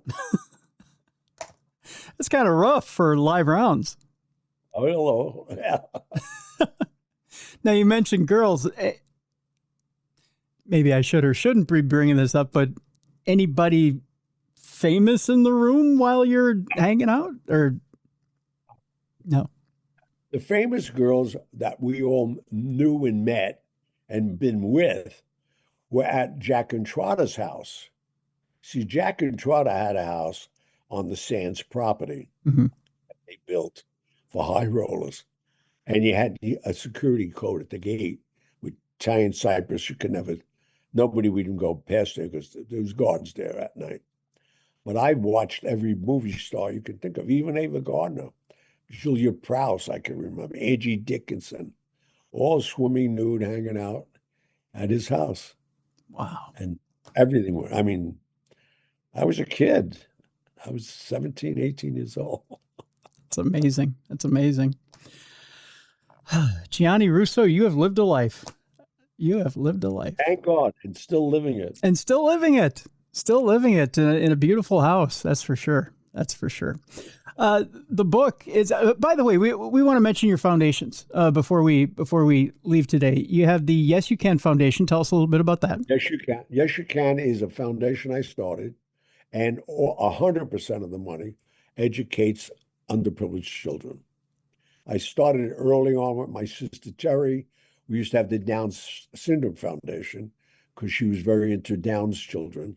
I built 2 houses on Staten Island called Terry's House for those kids, special needs. And then I got into this because, I basically, I can't read and spell now. Thank God for recording, and that's how I write books. But I can't spell. They wanted to, when I got out of the polio ward, they wanted to put me in the 2nd grade. I said, "Are you out of your mind?" I started selling ballpoint pens on the street. Mm-hmm. And thank God for that. And I met Costello, and that changed my life forever. There you go. There you go. And of course, working towards the Marilyn Monroe Museum. Yeah, all that. That's going to take a while because of the zoning and stuff like that. But I think it'll be done. The biggest thing I really want to do, and I just did it for Dorothy Kilgallen, because, Dorothy Kilgallen was writing a book about all of this. Yes. And this was 2 years later. She was killed by the same guy. Yeah. And she lived on 86th Street. No, 68th Street. And I just had that block renamed the Dorothy Kilgallen Way. Oh, wow. And in the process of getting her memorialized. Yeah. Death certificate. Okay. To change from suicide to homicide. Because, and it's so funny, Mark Sinclair, who we mentioned earlier on, who was the colorist, yep, was the guy that found her later on, because he stayed on as her hairdresser. He used to go there every day when she got up and did her hair and her makeup when she was on What's My Line. Oh, right. Yeah. Famous columnist. Yeah. So to see those parallels, it's so strange. But I just did that this a couple of months ago. We really even didn't touch the subject of Thomas Noguchi, but I think that's pretty much in the book. I think history will show he at best negligent, at worst probably on someone's payroll. But I think. Oh yeah, celebrities paid him. Yeah, they got rid of a lot of people. Yeah, that's for sure. Especially Bobby. Is there a website someone can go to help out the Yes You Can Foundation? Oh yeah, just go to all of them. Go to Hollywood Godfather. Go to my websites. Everything is there. Okay, great. Again, folks, the book Mafia Secrets: Untold Tales from the Hollywood Godfather. We have a link in the description of this program. I want you to go get that book. It's an amazing book. And Johnny, when the movie comes out, will you come see us again? Oh, definitely. Thank you, Noah. You're a great interviewer. I enjoy it. Oh, I enjoy my time with you. You have no idea. I much respect, much thanks. I'm so grateful for the time. And I can't thank you enough today for spending as much time as you have with us. And again, much success to you. And I hope that, I hope you make hundreds of millions of dollars with the movie and get an Oscar. Money isn't it all. Stay happy and healthy. That's important. That's true. Very much so. Thank you so much, my friend. I appreciate it. Thank you. Thank you. And all of you out there, God bless you. Buy my book. You're going to love it. Oh, yes, they are. Most definitely. Folks, it's time now for us to switch gears. It's time now for us to bring in Jessica Freeberg. It's time for Dumb Crimes and Stupid Criminals. It's Crayon News story time. What happened with this dude, Christ Bearer? I heard he cut his penis off and then jumped off a balcony. Suspect pulls gun from butt, shoots twice at Denver police. What is your emergency? I need help. And what's the problem? I'm too high. You're too high? Yeah. It's that time again, time we've all been waiting for. It's Dumb Crime, Stupid Criminals. And with that, I bring in my co-hostess, as if it hasn't been a supersized show enough. By the way, if you're watching on video, I've split this into 2 shows because it's that supersized. So with that, I bring her in. She's intelligent. She's witty. She's fascinating, by the way. She's funny. And she's got 37 books that are coming out this year because her publisher can't count. Ladies and gentlemen, Binder from the Hindustan Times has said, we've invested in paper stock because we realize that the charts that are coming out this year, she's going to rule every single one of them. We've come up with our own font type for her, which is called Ruler of Worlds, Destroyer of Charts. And it is absolutely stellar and awesome. Ladies and gentlemen, here she is, Jessica Freeberg. Hi, Jess. Hey, happy Tuesday. Happy Tuesday to you too. How you doing? It's a good one. I'm excited about your guest this week. I'm fired up. Yeah. I kept calling him Mr. Russo. He said I could call him Johnny. It felt awkward. I couldn't do it. You're like, I can't. I have too much respect. That's right. There's too much respect there. Just too much respect. Couldn't do it. You know how there's just certain people you just can't do it? Yeah. No, I get it. He's an icon. Yeah, absolutely. Absolutely. Some people you just have to give respect to. So that's right. Yeah. And now we get to talk about people who are not iconic, or maybe they're iconic for all the wrong reasons. Oh, there's one this week. There's one this week that is pretty iconic. I think will be pretty iconic in Midwestern history, at least for this year. Oh, good. I can't wait. Oh, I tell you, this has been a weird week. Just a weird, bizarre little week. Let's get to it. Let's get to it, shall we? By the way, folks, we're starting off right away with the Chat GPT. I know this is normally one of those stories you go, Tim, aren't you going to save it for tomorrow for the AI segment? No, because it involves Moida. Really? Yeah. My. Yep. So kids, if you're going to plan a murder, don't go to your phones. Oh, geez. Mm-hmm. You can ask Chat a lot of things, but probably not a murder plan. Yeah, leave ChatGPT right where it is. Don't go to ChatGPT and say, ChatGPT, how do I plan a double murder? That's what one 21-year-old South Korean woman did. A woman in South Korea allegedly used the AI platform ChatGPT to plan the murder of two men. Oh, God. Well, I mean, it is complicated. It's two, not one. So I can see why she needed help. From ChatGPT, which is known to lie half to 3/4 to most of the time. No kidding. The 21-year-old woman, surnamed Kim, is accused of killing two men in separate incidents using the same method, mixing drugs with alcohol. It wasn't that complicated. Well, we could have figured that out without Chat. Right. You didn't need the old ChatGPT there. She was arrested on February 11th and was initially charged with the lesser offense of inflicting bodily injury resulting in death. However, the charge was later upgraded to murder after her phone history revealed that she was aware of the potential consequences. The Seoul Gangbuk police said an analysis of her phone showed that she had repeatedly asked ChatGPT, what happens if you take sleeping pills with alcohol? I think she found out. She also wrote, how many do you need to take for it to be dangerous? And could it kill someone? Kim repeatedly asked questions related to drugs on ChatGPT. She was fully aware that consuming alcohol together with drugs could result in death.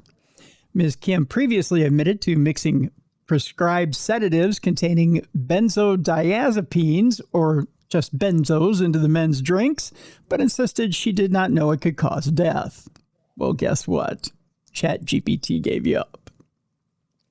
Yep, ratted you out. Ratted you right out. They said the first killing took place on January 28th when she did them separately. It wasn't together. It took place on January 28th when she went to a motel in Suyudong. I'm not suing anybody's dong, by the way. In Gangbuk-gu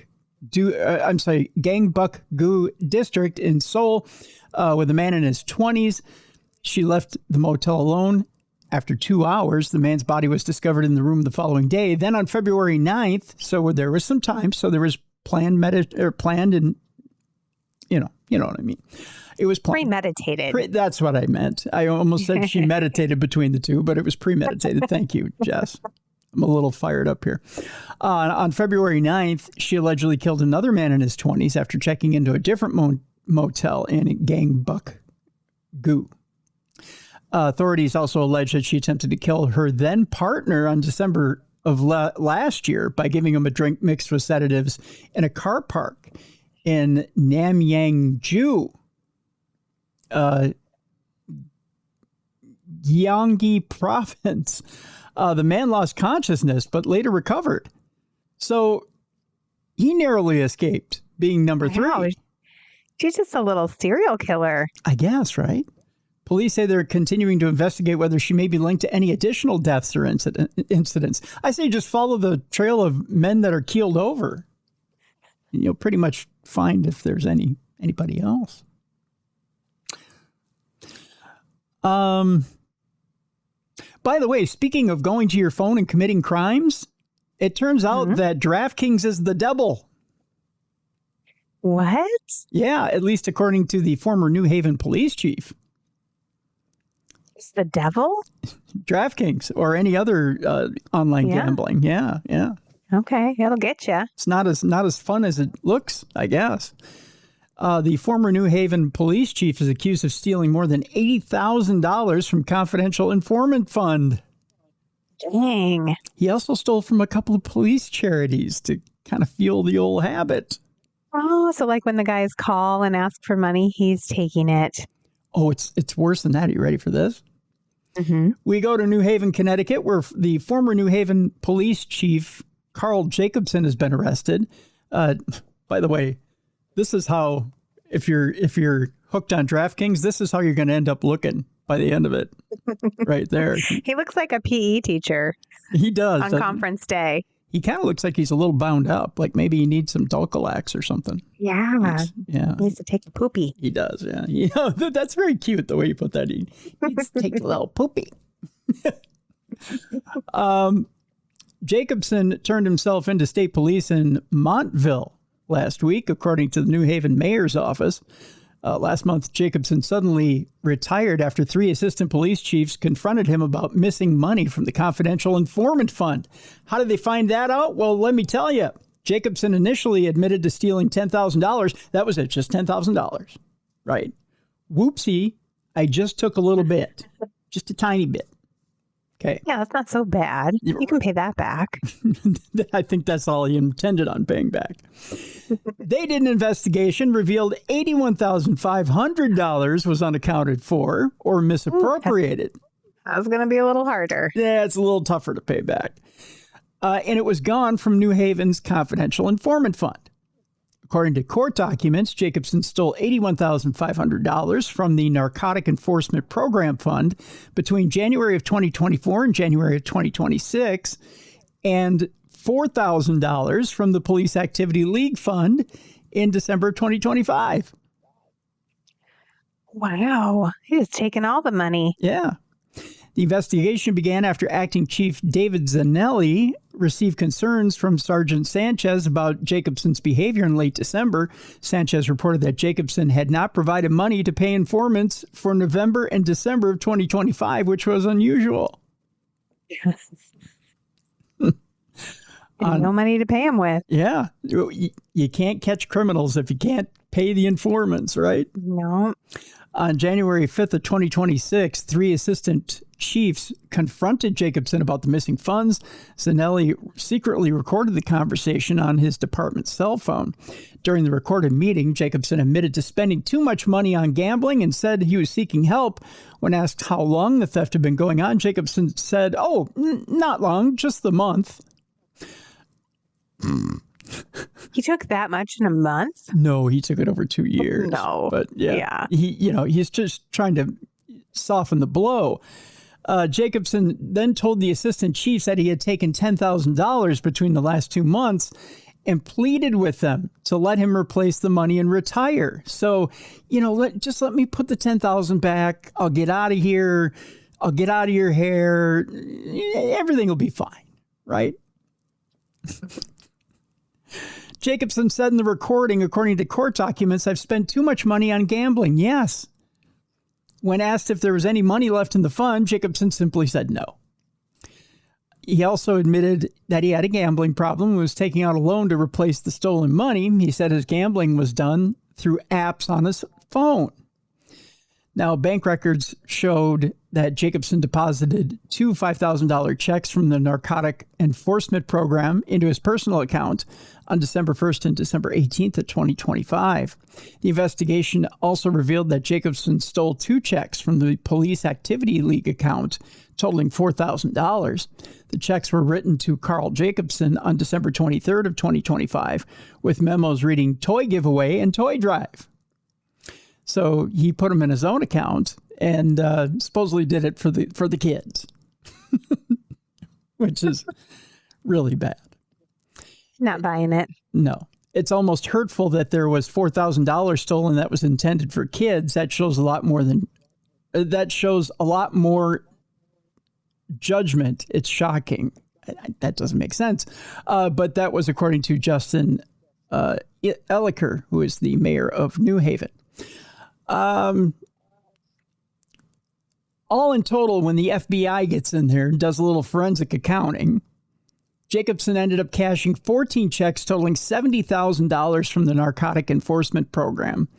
Of that amount, only only $23,000 was accounted for in expenditure reports, leaving $47,000 unaccounted for. Huh. Yeah. Records from gambling platforms showed that between January 1st of 2025, January 5th of 2026, Jacobson wagered $4.46 million on DraftKings and FanDuel, losing a total of $214,365. Whoa. He's in a little bit of trouble. Well, I would say. That's why he's a little nervous around the station house. He also made 1,366 transfers from his personal account to gambling applications, totaling $373,855. His salary, by the way, as police chief, $180,000 per year. Wow, that's pretty good. Not bad for New Haven, Connecticut. I'll give him that. Yeah. So what kind of trouble are we in, you may ask? Well, the investigation found no indication that other New Haven Police Department were involved in the embezzlement. Jacobson retired abruptly after the January 5th confrontation before he could be placed on administrative leave. He later returned the $4,000 that was stolen from the Police Activity League by making a cash deposit on January 16th. The account, the Police Activity League account, is funded by donations, by the way. This is what's really, really bad about this. It's almost all funded by businesses, city residents, state grants, fundraisers, automatic deductions from police officers' paychecks. Oh, my goodness. So he's stealing from his police staff. He's stealing from fellow Blue, and the money is used for children's programs, including summer camps and basketball clinics. So he's stealing from the kids. Yeah. Oh, gross. And the investigation is ongoing.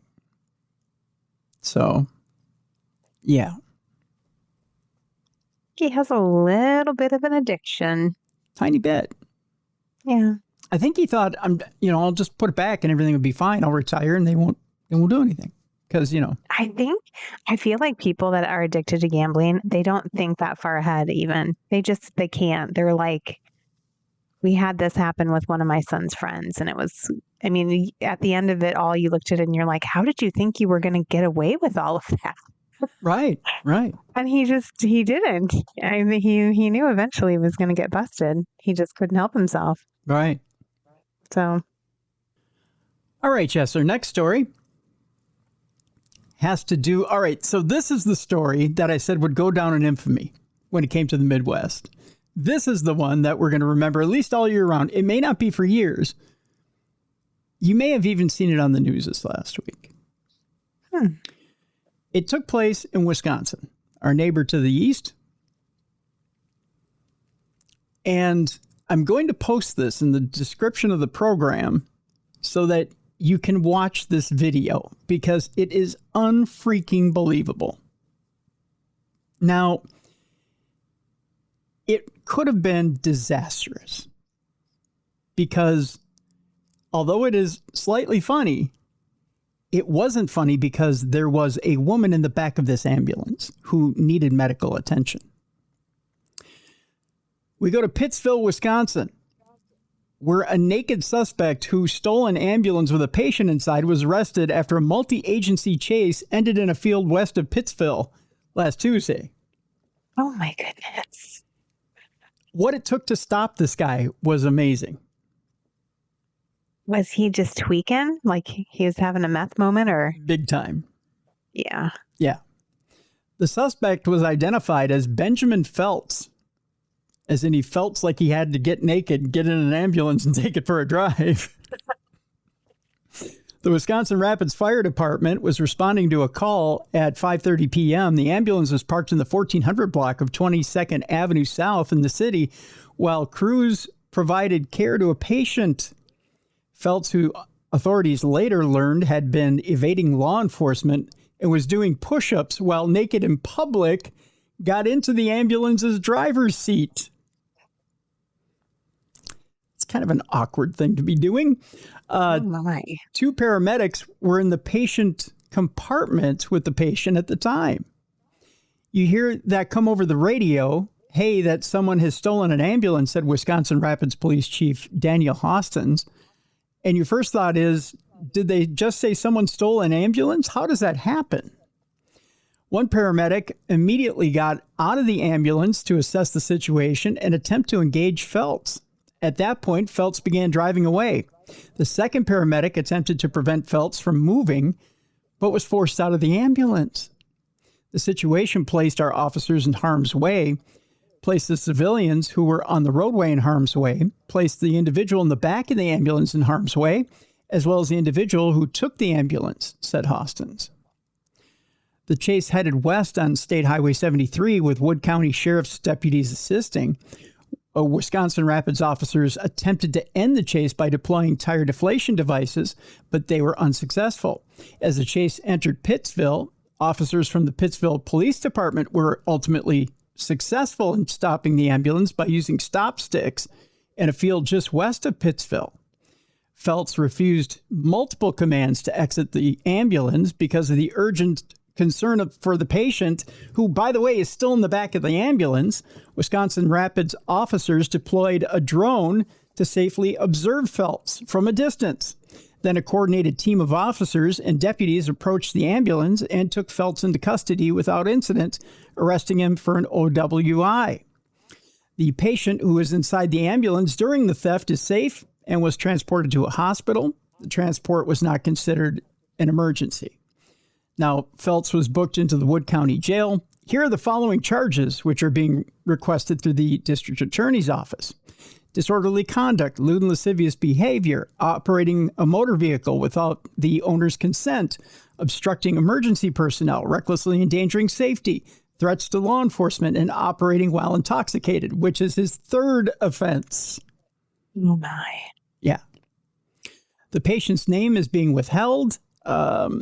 It was handled very well by our officers, Chief Austin says, as well as those neighboring jurisdictions that stepped in to assist us. There was also another part to the story, which is the woman in the back of the ambulance was pleading with him that she had a medical condition that needed to be treated immediately.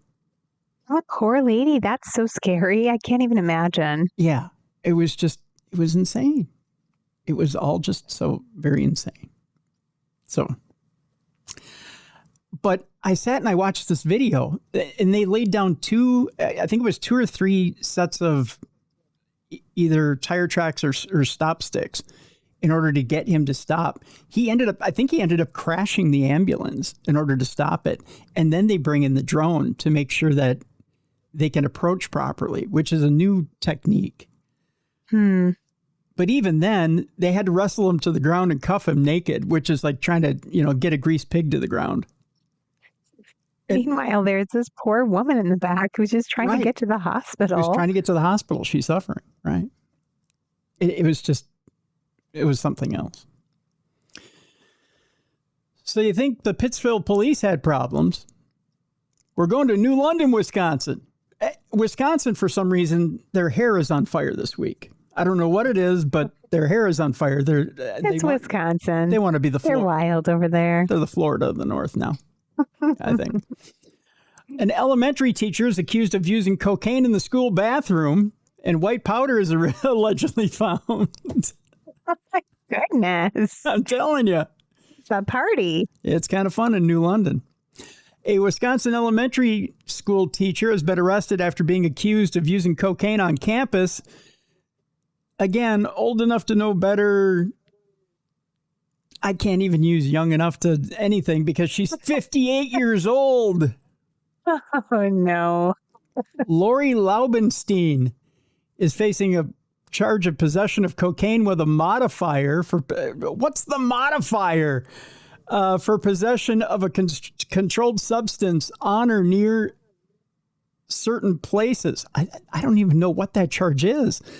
According to a criminal complaint, authorities said someone made an anonymous tip about Laubenstein, a teacher at Lincoln Elementary.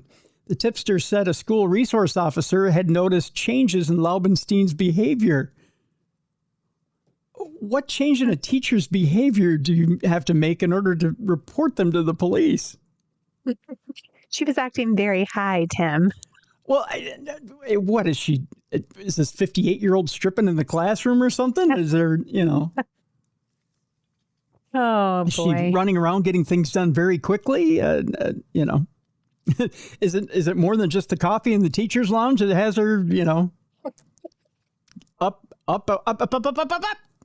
She's juggling children, Tim. I guess, right? 6 at a time. 6 at a time. The tipster also told police that they had seen Laubenstein frequently go into the bathroom with her purse and had found bloody tissues and white powder in the restroom area. Well, that'll do it. Busted. Yeah, someone's doing a little bit too much of the nose candy. Someone's been skiing. You know what I mean? Mm-hmm. The tipster told police that the school principal was informed about the concerns, but did not take them seriously. Authorities said a school resource officer took a sample of the white powder to the police station, and it tested positive for cocaine. The school resource officer returned to the school on February 12th with a police canine and searched Laubenstein, finding cocaine in her purse and coat pocket. Well, it's always good to, diversify so they won't find it in just one place. According to the New London Police Department, investigators interviewed Laubenstein, who told them she had started using cocaine in August, so she was new to the game. Oh, she's just a coke baby. She's just starting out. Yeah, just starting out. Police said she also admitted to using cocaine that day before school started and after school, as well as in the classroom and teachers' lounge bathrooms. Just all day long. Well, we're developing a new habit, Jess. So. Wow. And she keeps her cocaine like I keep my chapsticks. They're just like everywhere. Yeah, well, you got to make sure you're not without, right? Mm-hmm. Laubenstein told police she always cleans up after herself and would never put her students in danger. So make sure the kids don't get a hold of it. Well, The school district sent a letter to parents and families notifying them of the sudden onslaught of fake snow in their school. Notifying them of the investigation and saying that at no point were students or staff in harm's way, as far as they knew. Officials said the situation remains under investigation. what a mess. You ever have anybody at your school when you were teaching strung out on the old snow? No, I mean, not that I was aware of. Sometimes I'd have kids come in that, were high on weed, but. Oh, that's nothing compared to, No, not the snow. Not the old yayo? None of the old yayo? No? All right. It's a little wacky tobacco. That's it, huh? It's pretty mild. All right. We have a whole slew of food stories this week. Are you going to ruin food for me again, Tim? No, we're not safe for work yet. These are innocent food Okay, stories. good. Yeah. These are just, people are going nuts with food. They're just, it's time. It's that time of year, Jess. People are abusing food privileges. What are they doing? Well, they don't just, they don't go, it's cold outside. I'd like a nice bowl of soup. They go, it's cold outside. I'm going to mash your effing face in with this bowl of soup. Oh, no. And it's just that time of year. We're going to start out. By the way, what special meal did you have for Valentine's Day? Oh, what did we do? Oh, we snuck away and we went to a restaurant called Teresa's and had Mexican food. There you go. That's good. See? That's one of my favorites. Yeah. Teresa's is good. That's good Mexican food. Could you ever imagine this? Is there anything more romantic on Valentine's Day than a Sam's Club rotisserie chicken? Boy, that's hard to beat on the romance level. It really is. And, especially if hubby says, girl, I'm going to stuff you like this Sam's Club rotisserie chicken. I mean, is there a more romantic line in the universe than that? I sure can't think of one. I can't either. A teacher faces an assault charge after a Sam's Club rotisserie chicken fight. Yes, another teacher is in the news. We're going to North Carolina, where a North Carolina elementary school teacher has been arrested after authorities say she used a racial slur and punched another shopper during a dispute over a rotisserie chicken at Sam's Club on Valentine's Day. Yikes. Losing her mind. Well, it's Valentine's Day. And Day of love or extreme anger. And that chicken had its legs spread, you know what I mean? Ashley Murph, who's 42 years old, faces a charge of third-degree assault and battery following the February 14th altercation at Sam's Club in Richland County, South Carolina. According to the Richland County Sheriff's Department, deputies were dispatched to the store around 1:30 p.m. after receiving reports of an assault inside the warehouse retailer. Investigators say the confrontation began when customers were standing in line. The alleged victim told deputies that Murph directed a racial slur at her, sparking a verbal argument. The situation escalated when the victim attempted to photograph Murph, at which point Murph allegedly punched her in the face.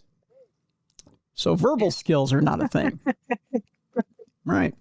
Local outlet WACH, The Whack, reported that the argument may have been triggered by a disagreement over rotisserie chickens. The holiday's all about love, kids. According to a friend of the victim, Tanae Parker, the woman had offered to purchase an extra chicken for an elderly shopper who was unable to stand in line herself.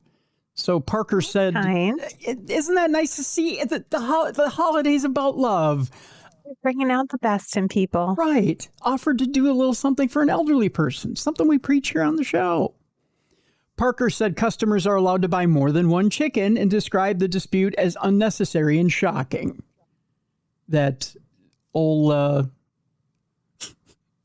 our defendant here, old asshole Ashley, we'll call her, decided to get involved here and go, you can't eat my chicken.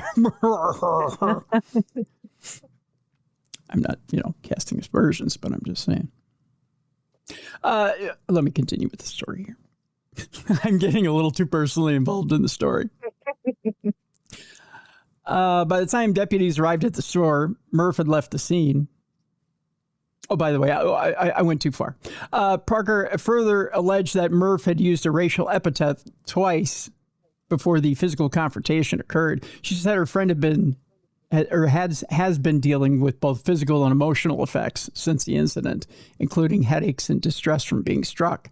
By the time deputies arrived at the store, Murph had left the scene. Authorities later reviewed store surveillance footage and identified her as the alleged aggressor. Based on the investigation, a warrant was issued for her arrest. She was taken into custody approximately 9:30 a.m. on February 18th. The sheriff's department stated, after examining the evidence, either her fist or the chicken, or maybe the chicken grease around her mouth, I don't know which one, that Murph was the primary aggressor in the altercation. Murph has been employed as a teacher at the Charlotte-Mecklenburg school district in North Carolina since 2015 and was working at Wingate Park Elementary School at the time of the incident. Following her arrest, she was suspended with pay as the investigation continues. Why does she get pay? That's what I want to know.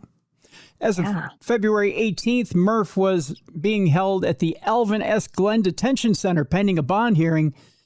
It was not immediately clear whether she had retained legal representation. By the way, would you mess with her chicken? Heck no, I would not. I wouldn't get between her and a rotisserie chicken, but that's just me. I don't know. Speaking of chicken, I got another chicken story here. 2 chickens, 2 batteries. Yeah. Another battery with a chicken? Yeah. Wild. Another woman hit with, only this time hit with a sandwich. Just pop. Chicken sandwich? Yep, with a Chick-fil-A sandwich. Ooh, don't waste those. Those are good. I know. Oh, they're so good. I'm gonna end up having to eat after this. I know. My stomach is grumbling. I'm sorry. I love chicken, too. It's like one of my favorites. Yeah, it's good stuff. Man is busted for a spicy chicken domestic battery. By the way, that's the name of Jess and mine's new album, Spicy Chicken Domestic Battery. During a Valentine's Day quarrel. Yes, I don't know what it is about Valentine's Day and hitting people with chicken or over chicken or with a chicken, but it happened. During a Valentine's Day quarrel about infidelity, a man allegedly struck his female companion in the head with a thrown Chick-fil-A spicy chicken sandwich. Again, we're going to Florida. Where they waste really good food. Right. I mean, if you care enough to send the very best, which is Chick-fil-A, why would you throw it at somebody? And if you did, I would just pick it up and eat it and be like, bygones, we're good. Bye, right? I love you, baby. You like the sound effects? Eat this. Yeah. Investigators say 27-year-old Theodore Anderson and the victim were having dinner in their home Saturday evening when they began to argue. The defendant, cops charged, threw a Chick-fil-A spicy chicken sandwich, striking the victim in the head with it. Anderson then tossed a styrofoam cup of blue Powerade because you need something to chase that chicken sandwich with. Well, it's spicy, Tim, so. It is, yes. Which left the woman soaked in sports drink. By the way, that's one of the songs on the album, Soaked in Sports Drink. When officers arrived at the St. Petersburg residence, they reported spotting the Chick-fil-A delicacy broken apart in the living room where the incident occurred. So no, she didn't pick it up and eat it. That's crazy. Yeah. The sandwich was not collected as evidence by police, by the way. I would have had so many mixed emotions if my husband threw a Chick-fil-A sandwich at me. First, I'd be like, I'm kind of mad you threw it at me, but I'm also happy because I love Chick-fil-A. Yeah. One, thanks for stopping at Chick-fil-A. 2, you could have just handed it to me. But this works too. 3, it's Valentine's Day. You should have fed it to me. I mean, little romance here. But I'll take my sandwich however I can get it. Right. Mr. Anderson reportedly admitted to the spicy chicken attack. Spicy Chicken Attack is a great band name. The 28-year-old woman, cops say, alleged that she had been battered by Anderson several times, and we're not talking with the crispy coating that they use at Chick-fil-A, during the 3 years that they lived together. Charged with domestic battery, a misdemeanor. Anderson spent a day in jail before being released on $5,000 bond. Because it is Chick-fil-A, you should get a $5,000 bond. At minimum. Right. Yes. A judge ordered him to have no contact with the victim. Anderson's rap sheet includes a November 2022 conviction for violating a domestic violence restraining order. Oh, no, it's not his first time, kids. Involving a former girlfriend. He was arrested in January of 2022 for battering that same woman, but the case was dropped by prosecutors. I think his current girlfriend should probably take a hint. Yeah, I think it's time to let that one go. Right. You can do better, girl. That's right. You can do better all by yourself. And buy your own Chick-fil-A. And guess what? Yeah, and if you use the app, you get free chicken. I mean, we must use it a lot because I feel like every time I go there, they're giving me free sandwiches. Yeah. And not only that, but you can soak yourself in sports drink if you want. You don't need him. I mean, if that's your thing, yeah. Don't stay with a guy who throws things at you. That's right. Not cool. This next story was sent to me by a listener. By the way, if you have a story for us, send it to me. Dumb crime, stupid criminal story. Send it to me, tim@darknessradio.com. I think Tony sent this to me. I'm not quite sure, though. I think it was Tony. But thank you, by the way, folks. We return back to my childhood and my childhood employment. Once again, Chuck E. Cheese is the center of controversy. Jess. Uh-oh. What did that rodent do now? It wasn't the rodent. It was just the venue for a frightening situation. A fight at Chuck E. Cheese during a child's birthday left a man in a medically induced coma. Holy cow. It gets serious there now. I guess. People want to throw down. You know, have you ever seen people get an attitude over tokens? I mean, back in the day we had tokens, but they want to throw down in the game room. Yeah. They do. I just noticed the last time I was there were a lot of adults wearing pajama pants. Yes. What is that? What's going on? What is it about people that they've decided that they, a kid's birthday party? Well, we could do that in our jammies. Yeah, I very distinctly remember Atari pajama pants. Yeah. They were burned in my brain. The other thing is, okay, I don't know if I've mentioned this before. But the ball crawl at Chuck E. Cheese was disgusting. Did I ever tell you that? No. Okay, little hint for you guys about the ball crawl at Chuck E. Cheese, because we used to have to, as if you're a game room attendant, because I worked game room attendant for a while there. Mm-hmm. We used to have to go clean out the ball crawl pit. And you had to do it. If it wasn't every day, it was every other day. Yeah. So a lot of times you have to corral the balls. Does not sound right, I know. But you have to corral So Tim was a professional ball corraller. Thank you very much. You heard it here, folks. I could hold a lot of balls, if you know what I mean, Jess. But you have to corral the balls, and then you have to bleach, right? So you have to bleach the balls? You have to Oh, yes, you do. People are dirty. Oh, I know. Especially children. Yes. Their boogery fingers and peed pants. You would not believe how many parents throw dirty diapers into the ball crawl pit. Jess, I would pick up... Those bastards. I would pick up like 4 or 5 dirty diapers. Do you think they were just like falling off the kids though? Like, or do you think people were putting them in there on purpose? They would wrap them up and into the ball crawl. That is disgusting. Yeah. Yeah. I'm telling you, literally the shit you find in the ball crawl pit. But literal shit. Literal shit. And it was the game room attendants a lot of times, like kids like me, that had to break up adult fights because they're like, "Did you touch my kid?" Okay. Give it a rest. You got pizza grease on my Atari pajama pants. Right, yeah. Son of a bitch. Yeah. Get away from my skee ball lane. And people just get attitudes about the strangest stuff.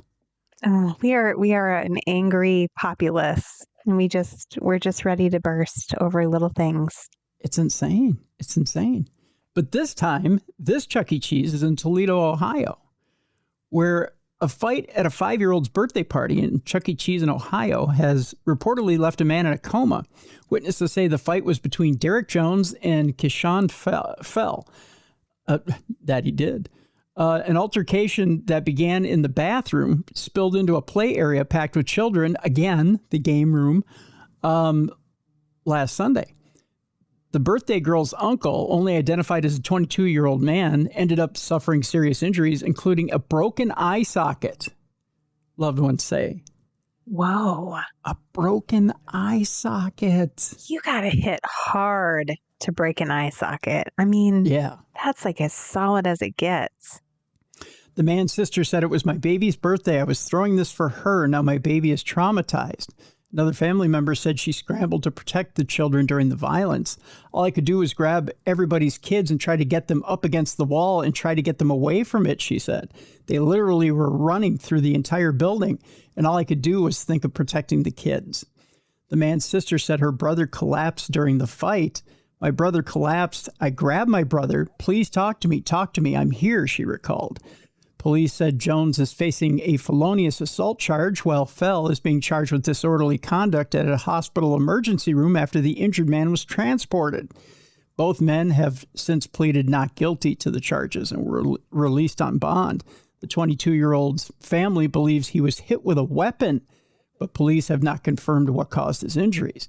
Chuck E. Cheese did not immediately respond to a request for comment. If he was hit, if he broke an eye socket, he was probably hit with a club, or he was hit with, like a short bat or something, or even hit with a table leg, or I don't know what. But yeah, he was hit with an object if he broke an eye socket.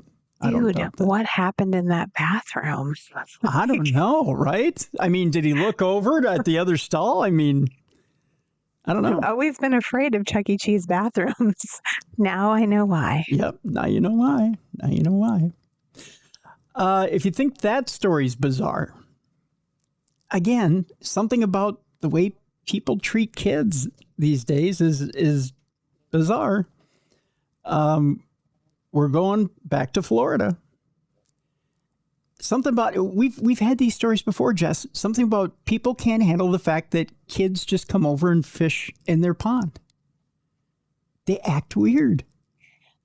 It's so strange to me. I would be delighted if I saw children fishing in my pond in my backyard. Yeah. Look, they could be doing such worse things. Yeah. A Putnam County sheriff says a woman who held boys at gunpoint should have handled the accused trespassing differently. This woman pulled a gun on a couple of boys who wanted to fish. Oh my God. They're just like little Opie Taylors out there with their fishing poles, and she comes at them with a gun. Yeah. The Putnam County sheriff said the woman accused of holding two children at gunpoint and forcing them into her car should have handled the situation better. No. Don't force them into your car. That's like kidnapping. That is That's armed kidnapping. Yes. Yeah.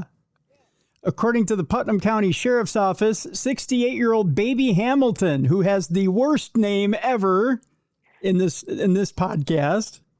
Baby Hamilton. Baby Hamilton, not a baby at all, has been charged with 2 counts of aggravated assault with a weapon and 2 counts of kidnapping of a minor in connection with the incident involving the 2 children who were only 11 and 12 years old. Aww.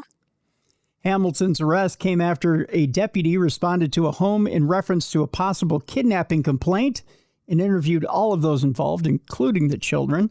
According to the report, when the deputy arrived, he spoke to a woman who said her son was fishing at the pond behind their apartment complex. However, around 5:03 p.m., she said she got a call from her son and could hear a woman shouting about trespassing and fishing on private property. She said she then tried to call her son, or tried talking to her son, rather, but the call hung up. 10 minutes later, her son, his cousin, and Hamilton showed up at their apartment. According to the mother, Hamilton told her the kids were trespassing her property without permission, and she was going to speak to the manager of the property. When Hamilton left, the child told his mother that Hamilton had pointed a small silver gun at them and forced them inside the car, according to the arrest report. The deputies also spoke with the other child's mother and corroborated what the other mother had told him as well, according to the arrest report. The Second Amendment gives us the right to bear arms and protect ourselves, Sheriff Gator DeLoach said. Now that's a great name. that is straight out of Smokey and the Bandit. Sheriff Gator. Sheriff Gator DeLoach. It doesn't, however, give us the right to be careless and victimize children. Thank you, Sheriff Gator. I think that's pretty clear. Doesn't give you the right to act like a psycho, baby. Mm-hmm. That's right, baby. According to the children, after Hamilton accused them of trespassing, she asked them who they were and where they lived. However, they told the deputy they lied about that information because they did not know who Hamilton was. Then Hamilton got upset because she caught them lying and pulled out a handgun. Jesus. Wow. According to the report, Hamilton grabbed one of the kids by his shirt while holding the gun to force him into her car.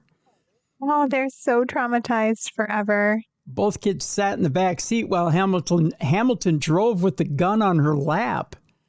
The children also said they asked Hamilton to let them go home by riding their bike and scooter, but she refused to let them go.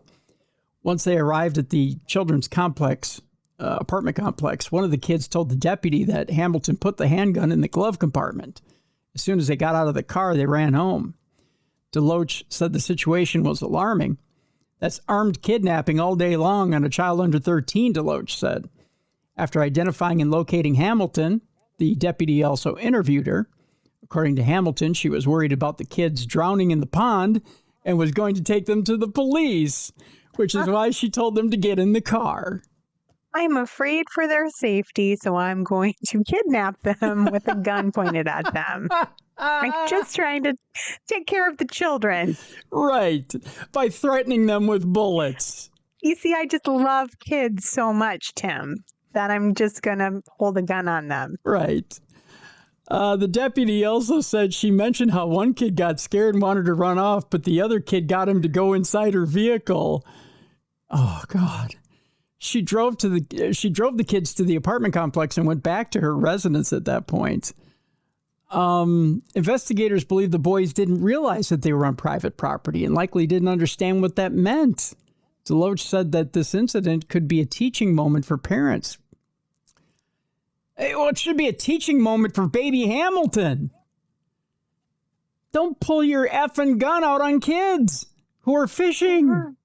Just tell them to go. That's armed kidnapping. Or, better yet, take them some cookies and just be nice. Yeah. How are they hurting you? How about a teaching moment for baby Hamilton? How about you go explain what private property is without the gun?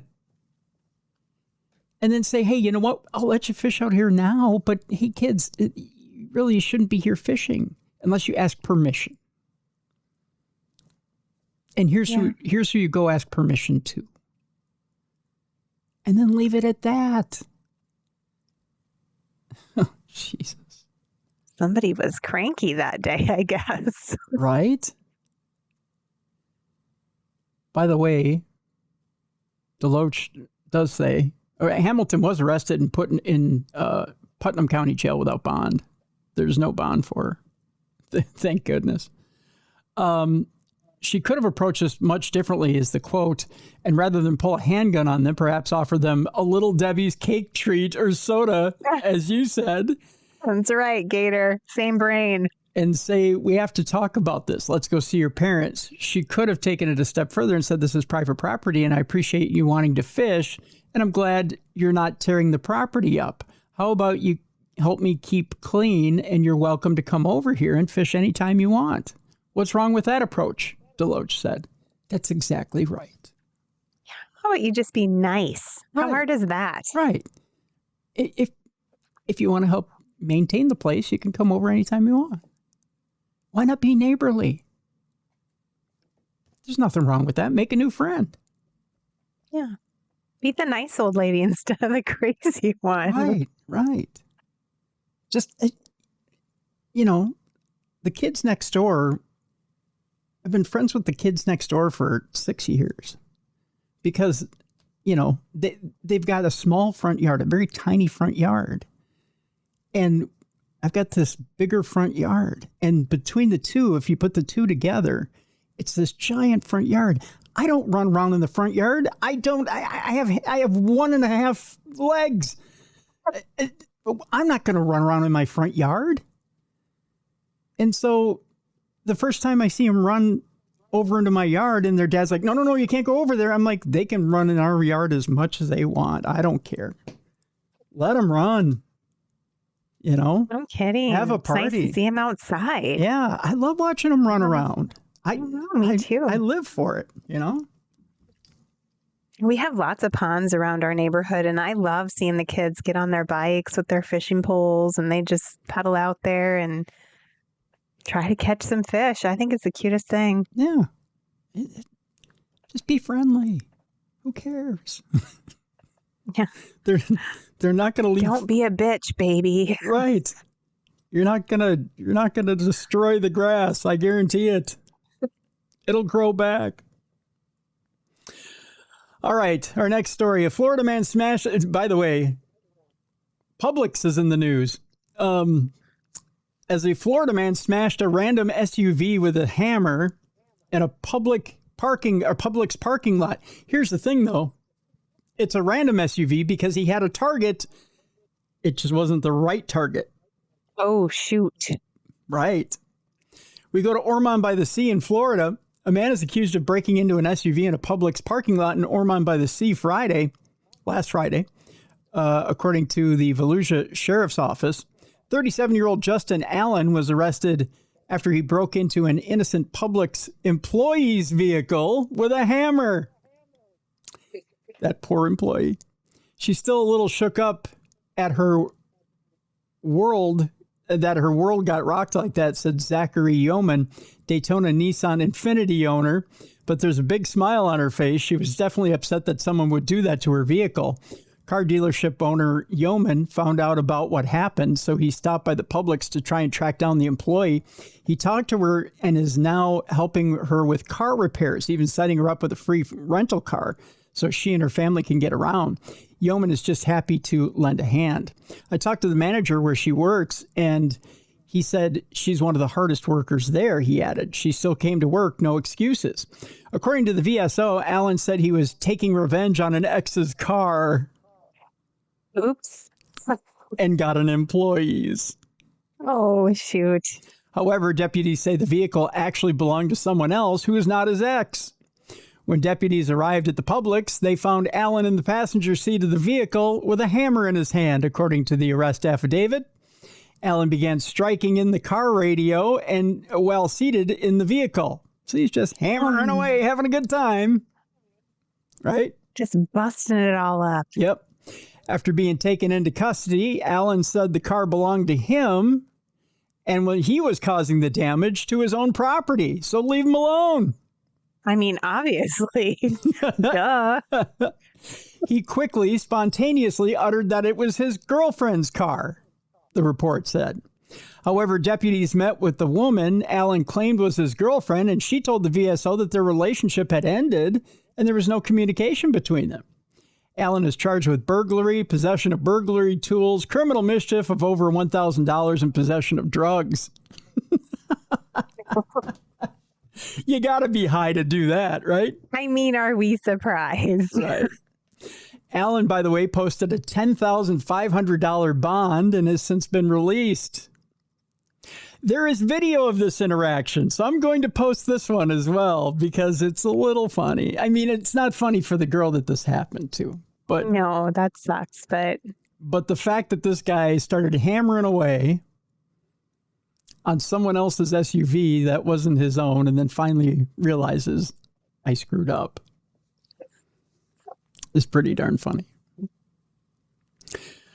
Our next story has to do with a 15-year-old who's charged in connection to an apparent social media stunt on a New York City bridge.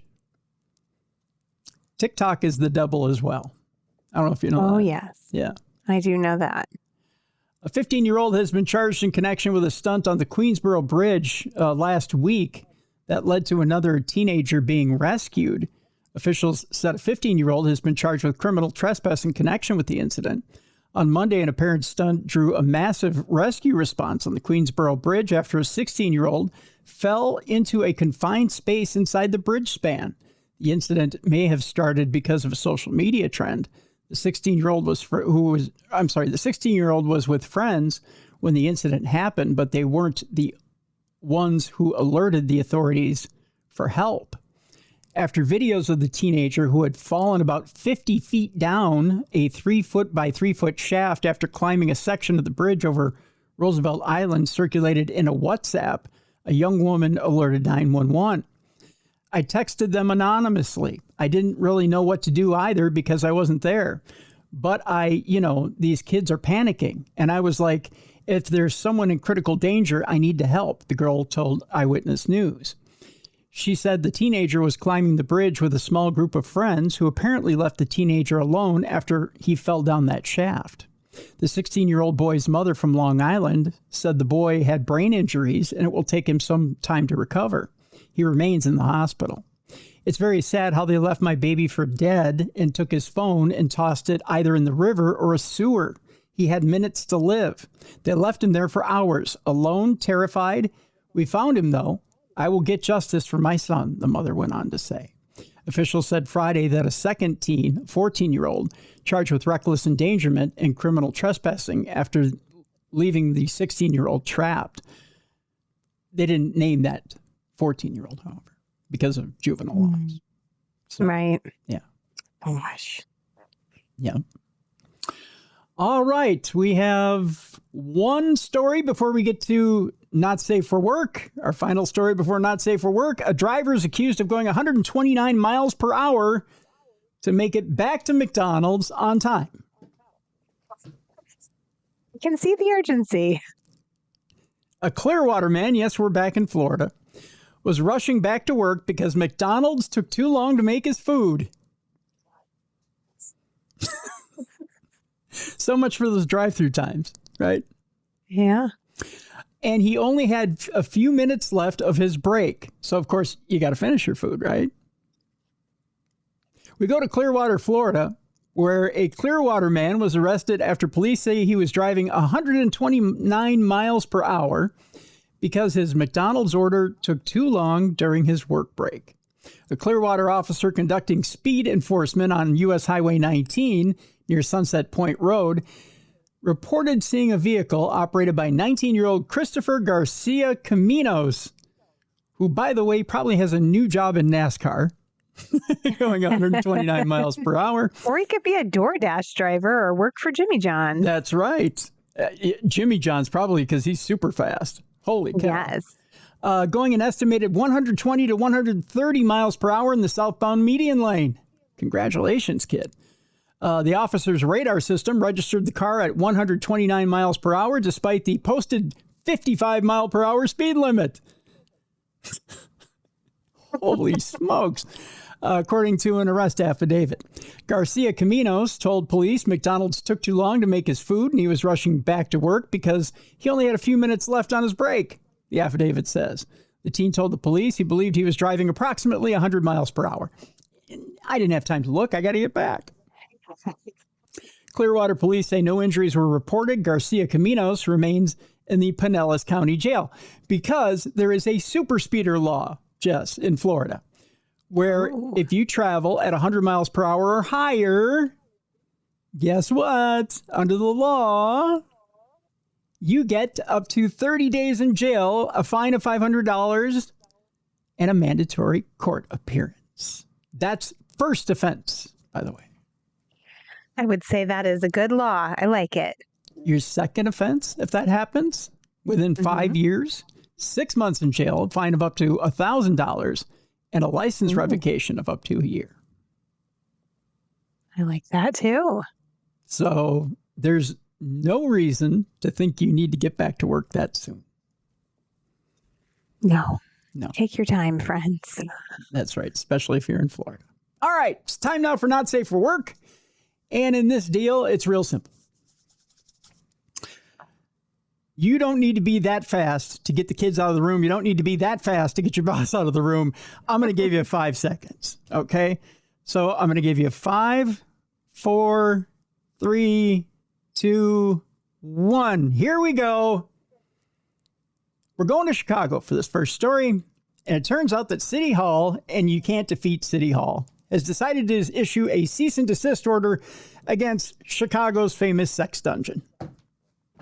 Oh, I didn't know they even had a famous sex dungeon. Well, evidently it isn't that famous because it's not doing great business either. Chicago's Department of Business Affairs and Consumer Protection Commissioner Ivan Capifal, who is the most boring man in Chicago, said the cease and desist order will buy time for City Hall to determine whether the sex dungeon fits in the city's licensing code, if anywhere, and whether or not it will have a negative impact on the community. So can you just see old Ivan going, so here's the deal. We got to figure out where exactly we got to put the old sex dungeon in the zoning part of the commission here, you know. 3 years ago, a Chicago woman admitted running a high-end brothel known as the city's premier dungeon. that apparently boasted thousands of clients. But here's the deal. It only collected a little more than $1 million. How much were they charging at this dungeon? If you have thousands of clients and only get $1 million. Not enough. Right? Was that the $5 sex dungeon? Mm-hmm. Oh, remember the $5 footlong commercial? Now sing it in a Chicago accent. $5 sex dungeon. You know, I can imagine it was a hit. Jessica Nesbitt, also known as the Madam Priscilla Bell, pleaded guilty to a prostitution conspiracy revolving around her West Side business known as Kink Extraordinaires, where her attorneys said her 9,000 clients, 9,000 clients, $1 million. I got to do the math. Okay, yeah. Figure that out over a few years. Included people holding positions of prestige in the community, including in law enforcement and government. So they're a little bit kinky over there on the West Side, you know. It's only $111 a client. That isn't very much. No, but it's like the repeating one. So it's almost like an angel number. It is an angel number, isn't it? We're a little bit kinky. Whip me, beat me, put my halo on a little crooked because I'm a little naughty. You know what I mean? Now, Chicago's Department of Business Affairs and Consumer Protection has at least temporarily shut down another business operating as a sex dungeon in an attempt to determine whether it fits in the city's licensing code and whether allowing it to resume operations and would have a negative impact on the community. This is kind of funny. So Ivan Capithol, who is the Business Affairs and Consumer Protection Commissioner, told the Sun-Times, you can rent the space as a couple. You can bring in your friends. You can take pictures. You can rent space for special events or whatever you want to do in that area. It's multi-use, but it's all around sexual activity. He makes it sound so hot. Just don't bring a light. What are those lights? Yeah, don't bring a black light if you bring a picnic basket. A black light. I was going to say a blue light. I'm like, that's not right. Right. If you bring a picnic basket, don't bring a black light. If you bring a black light, don't bring a picnic basket. And then especially don't bring mayonnaise in the picnic basket if you bring a black light because you're going to lose your appetite either way. You're definitely going to want to shower when you leave. This sex dungeon is brought to you by Portillo's. Portillo's, some of the biggest hot dogs in the Chicago area. They need you to work there. You're like a pro at bleaching balls. You'd be great at keeping that place clean. I'll bleach your bowels for you at the sex dungeon there in Chicago. At the Premier Dungeon. Hi, my name is Tim. I'm here to bleach your balls at the Premier Dungeon of Chicago. Do you feel like your balls aren't clean enough after you've been down here? Well, let me tell you something. Come here, I'll put your balls in my ball bag. I can see the TV ads right now. It'd be great. They're going to be great. Yeah.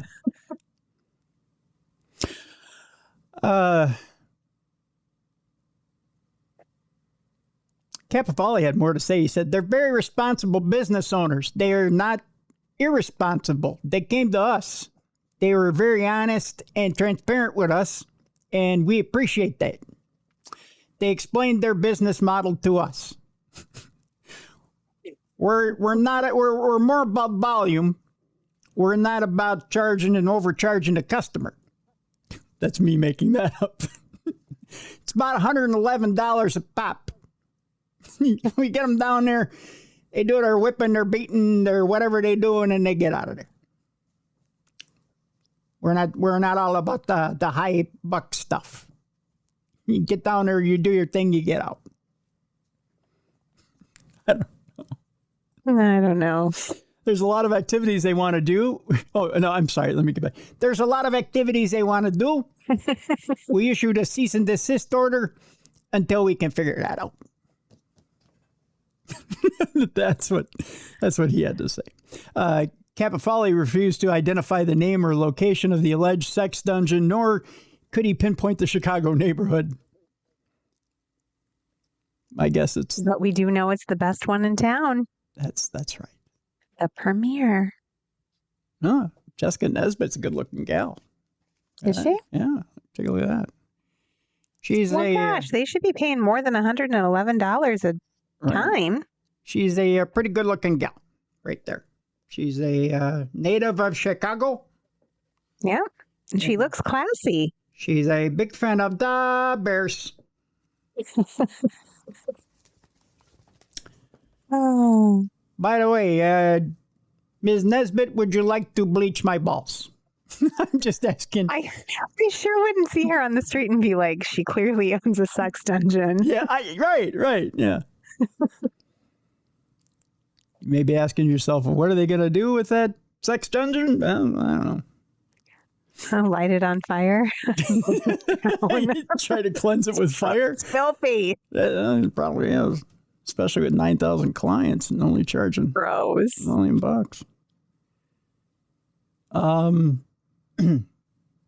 They got a tax savings out of that building of nearly $300,000. Oh. Just reading down the article. It's a kind of a long article. I'm skipping a lot here. There's apartments that are leased by the operator of Chicago Illusions, according to records that the property owner filed with Cook County Assessor Fritz Kagi. Fritz Kagi. That's definitely a Chicago name. The sex dungeon advertises BDSM services, bondage and discipline, dominance and submission, and sadism and masochism. By the way, that doesn't come with the apartment. That's extra. Anthony Vaughn, the dungeon's operator, says he doesn't use the apartments for his sex business, which he says is limited to the 1,450 square foot ground floor retail space at 1210 West Grand Avenue. Earlier, the other guy said he didn't know where it was. I just told you where it was. Oh, God. So, if you want to show up or something, show up and just say, hey, whip me, beat me, do whatever you need to do. Here's $111. By the way, and 11 cents. And 11 cents. I don't need an apartment. I was talking to our guest, Gianni Russo, earlier about the fact that we were talking about Hugh Hefner, the fact that Hugh Hefner cashed in on the whole Marilyn Monroe thing and got his grave right next to hers in the cemetery where she's buried. There's a story out this week, with we try to stay away from kind of the whole political stuff, but the Epstein files is everywhere. And with this wave of Epstein file stuff, and it does deal with pedophilia, and that pedophilia, of course, is crime. But with the whole Epstein file stuff, I got to ask you this, Chess. Where do you land on Hugh Hefner and his image? I would prefer not to land on Hugh Hefner. I'm sure he's riddled with diseases. A lot of women preferred it, especially when he got old. But, I mean, there's been stuff. Holly Madison has come out and talked about, the fact that it was not pleasurable to be his girlfriend. No, I think he was. I mean, I don't like to label people as good or bad people, but I think he was not doing good things for people. I think a lot of those women probably felt, it's like akin to being raped, but it's different, but they're still being manipulated and feeling like they don't have options and choices. So yeah, he's not my favorite. His daughter, Crystal, is in for, it looks like a little bit of trouble here now. Not his daughter, his widow. Hugh Hefner's widow says photos of underage girls were found in his scrapbooks and journals. And there could be some issues here. The story goes like this. Crystal Hefner, the widow of the late Playboy founder Hugh Hefner, has alleged that his scrapbooks and journals contain certain images of nude women taken without their consent, and images of underage girls. At a news conference last Tuesday with Gloria Allred, Crystal Hefner said she is deeply worried about the images getting out. There are serious and unresolved concerns about the scope of what these books contain, she said. Crystal Hefner said there are more than 3,000 scrapbooks and journals that span decades, dating back to the 1960s. Allred said she filed regulatory complaints asking for California's and Illinois' attorney general to launch an investigation into the Hugh M. Hefner Foundation regarding Hugh Hefner's scrapbook and journal collection. The foundation's address is listed as in California, and Hugh Hefner was born and raised in Illinois. The Office of California's Attorney General did not immediately respond to a request for comment.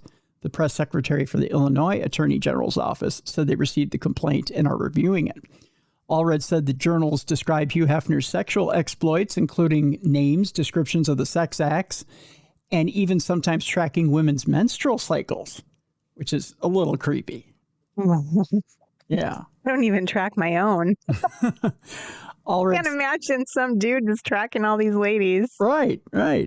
Allred said the foundation has plans to digitize the photos. The foundation did not immediately respond to Huffington Post's request for comment. Allred also said that when Crystal Hefner spoke up about her concerns over the journals, she was fired as the foundation's chief executive. The Hugh M. Hefner Foundation was founded in 1964, and according to the website, it supports and funds today's pioneers defending civil rights and liberties, with special emphasis on First Amendment rights and rational sex and drug policies. Crystal Hefner said that the hypocrisy is as disturbing as it is obvious. She also says women have the right to bodily autonomy. We have the right to control our own likenesses. We have the right to say that intimate images created under unequal conditions do not get to follow us for the rest of our lives. Crystal and Hugh Hefner, by the way, married in 2012 when she was 26 and he was 86 years old. They remained married until Hugh's death in 2017. Since his death, Crystal Hefner has given several interviews in which she said Hugh Hefner was emotionally abusive and that she made several attempts to escape the Playboy Mansion while she was living there. Yeah, none of that surprises me at all. Yeah. Well, it was literally 2 days before I pulled that story that I was watching an old episode of the Bernie Mac show. And Hugh Hefner was on the Bernie Mac show. And they used him. Bernie has his little talks with America where he's sitting in his den. Yeah. And a guest star will show up and have those talks with America. And in this one, he was teaching his nephew Jordan, or he was trying to avoid giving him the talk about the birds and the bees. And Hugh Hefner shows up to talk to Bernie about why he shouldn't be avoiding this talk with Jordan, and telling him he's gonna end up, thinking odd thoughts and he should develop a healthy sexual attitude. And at the time, it's funny comedy. Right. But then you wonder if it plays out timeless. It's still timeless when you see the comedy. And really, Bernie Mac's comedy is timeless, and that show is timeless. But you wonder if certain things are timeless and they're evergreen, just depending on how we see things in a different role from decade to decade. Yeah. I mean, the more you know about the Playboy Mansion and what went on there and how women were plied with drugs and alcohol, and it was very quid pro quo. If you wanted to be in the magazine or be the Playmate of the Month, you had to do these certain things. It's very rapey. So it's hard for me to have any other connotation with it than ick. Yeah. And yuck. Yeah, most definitely. I can't imagine being the person who bought his house. Can you imagine living there? The energy of that place would be so... I don't think there's enough sage in the world to clear it.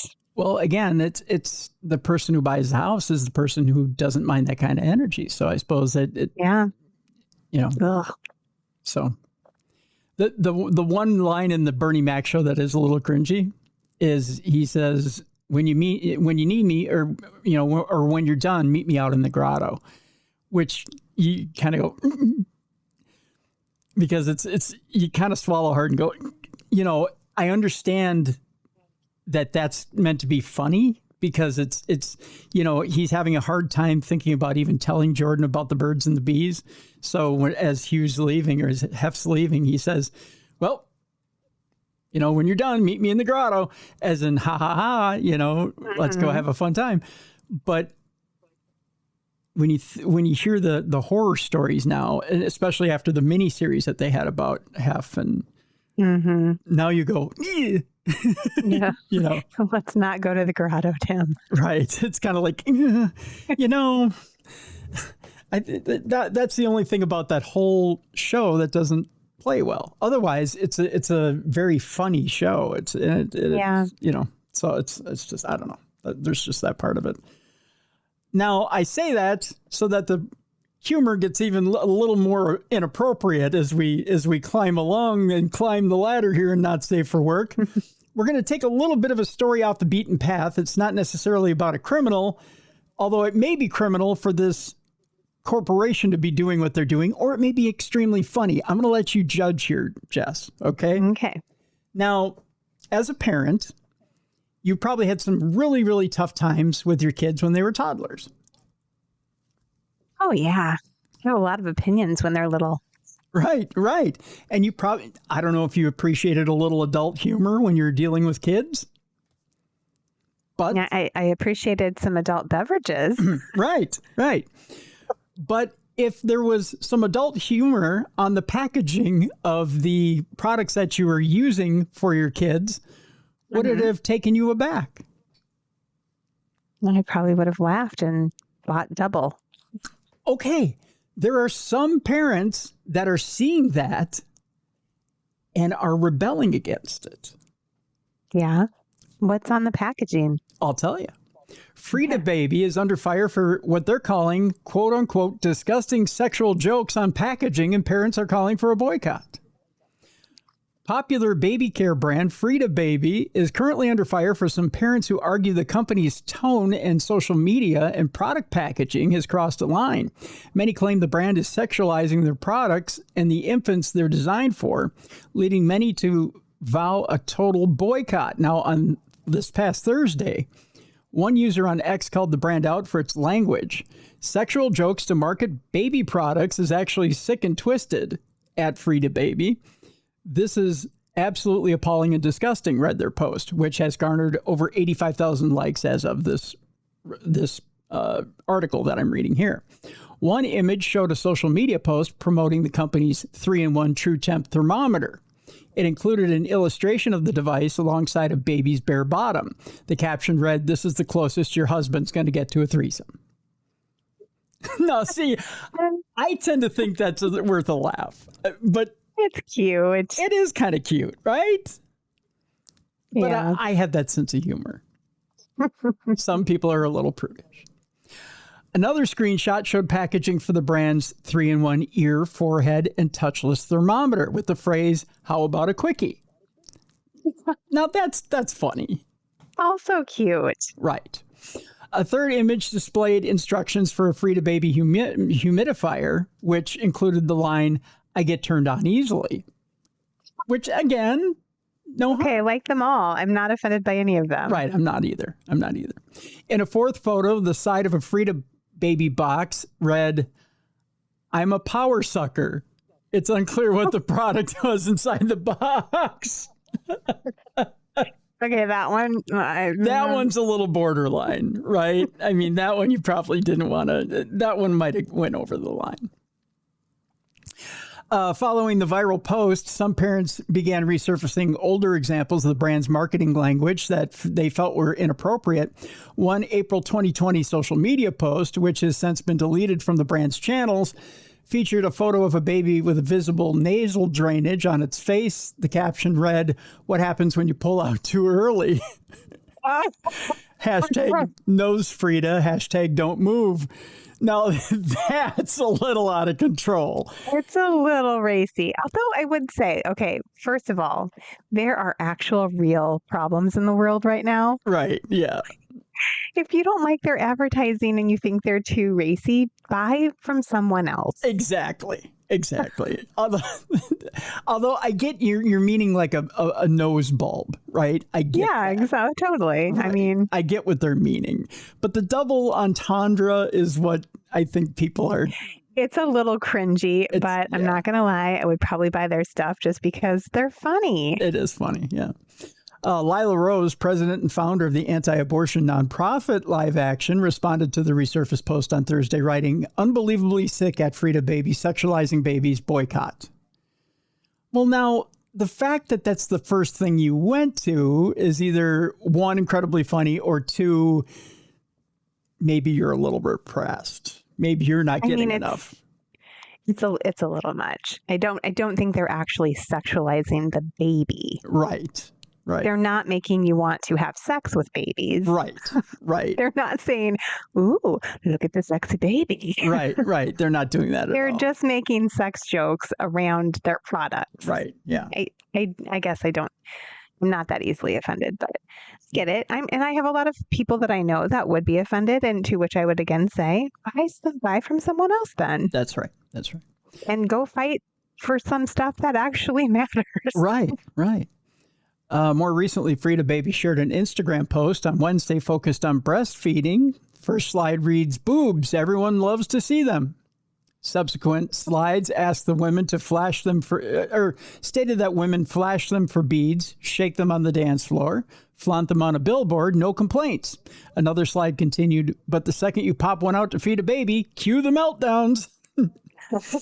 The post went on to say that boobs should be celebrated for doing their actual job, accompanied by a close-up image of breastfeeding.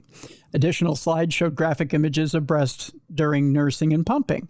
The final slide reads, boobs deserve better than beads. Show us what your boobs do," directing users to frida.com/boobs.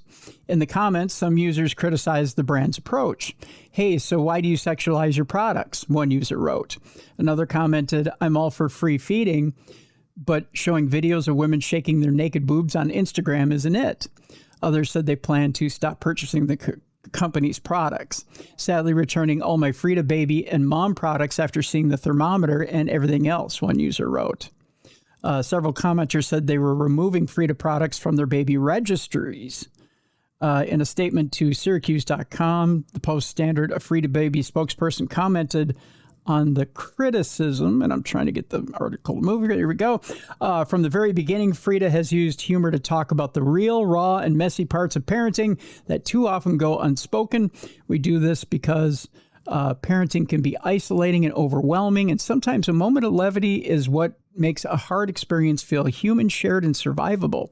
Our products are designed for babies, but our voice has always been written for the adults caring for them.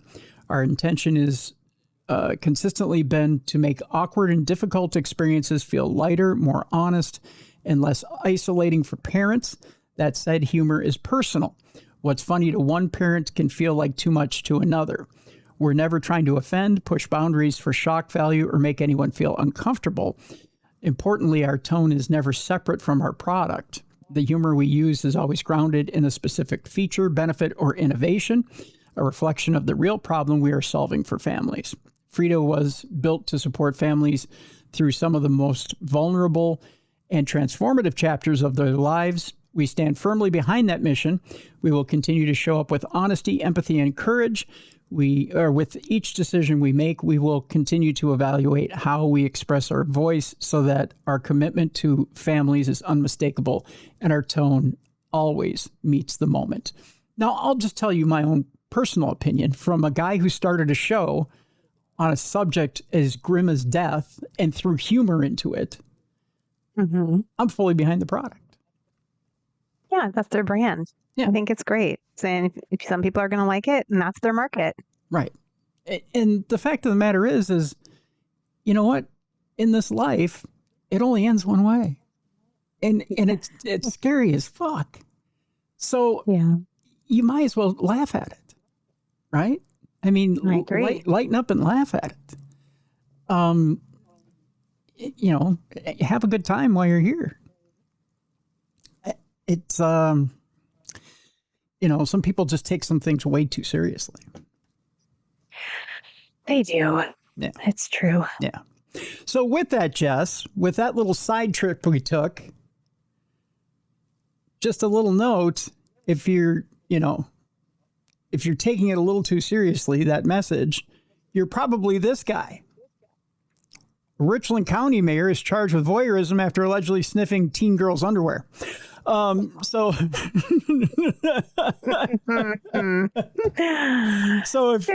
if you were taking the messages too seriously on the baby products, it's probably because you're off doing this. I don't know. It might be a stretch, but I think I pretty much nailed that one. I think so. This story, a little bit alarming, but hang on to yourself here, kids. We're almost through this story. All right, this guy is in Richland County, Ohio. Butler Mayor Wesley Dingus. Yes, that's his name, Jess. Wesley Dingus is facing 2 counts of voyeurism after he was allegedly caught on camera sniffing a teen girl's underwear, according to records.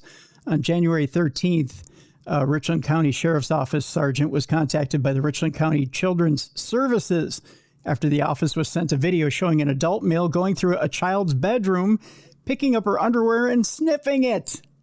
Ew. The next day, a Richland County Sheriff's deputy and a Richland County Children's Services representative went to the victim's high school to speak with her about the reported incident. According to the report, she told the officials she was suspicious that Dingus, yes, that's his name, don't wear it out, had been going into her bedroom and purchased a small video camera to set up there. She said on January 13th, she left her home at 7 a.m. to go to school. Then, according to the report, 15 minutes later, she got a notification on her phone that motion was detected in her bedroom. When she checked the footage, she saw Dingus enter her room and start smelling her underwear. The next day, she received an alert at 7:17 a.m., and the video showed Dingus enter her room again, then smell her worn underwear, then touch his groin area over his clothes. Ew. Yeah. On January 26th, after deputies continued investigating and interviewing, the case was forwarded to the Mansfield City Law Director's office. Then on February 12th, deputies prepared the 2 summonses for voyeurism charges after speaking with Assistant Law Director Rob Sharp. Deputies issued the summonses to Dingus the next day. I love the fact that this guy's name is Dingus. Never has there ever been a more appropriate name for someone. Right. This is not the first time facing a judge for Dingus. He faces numerous charges for allegedly running over a man wanted for violating parole back in July of 2025. 19 News, which is reporting the story, has reached out to the mayor's office for comment, but has yet to hear back. Mayor Dingus is about to get his. All right. The final story we have today before our palate cleanser is this. A man has died after a visit to a famous Florida strip club, but there's a catch. They are suing because of it for negligence.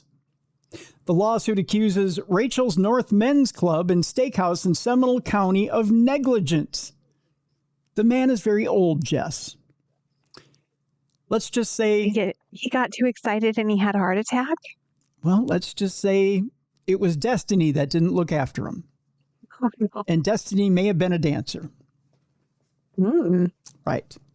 We go to Castleberry, Florida, where a Seminole County strip club is being sued after a man died following a medical emergency on its premises, according to court records obtained by News 6.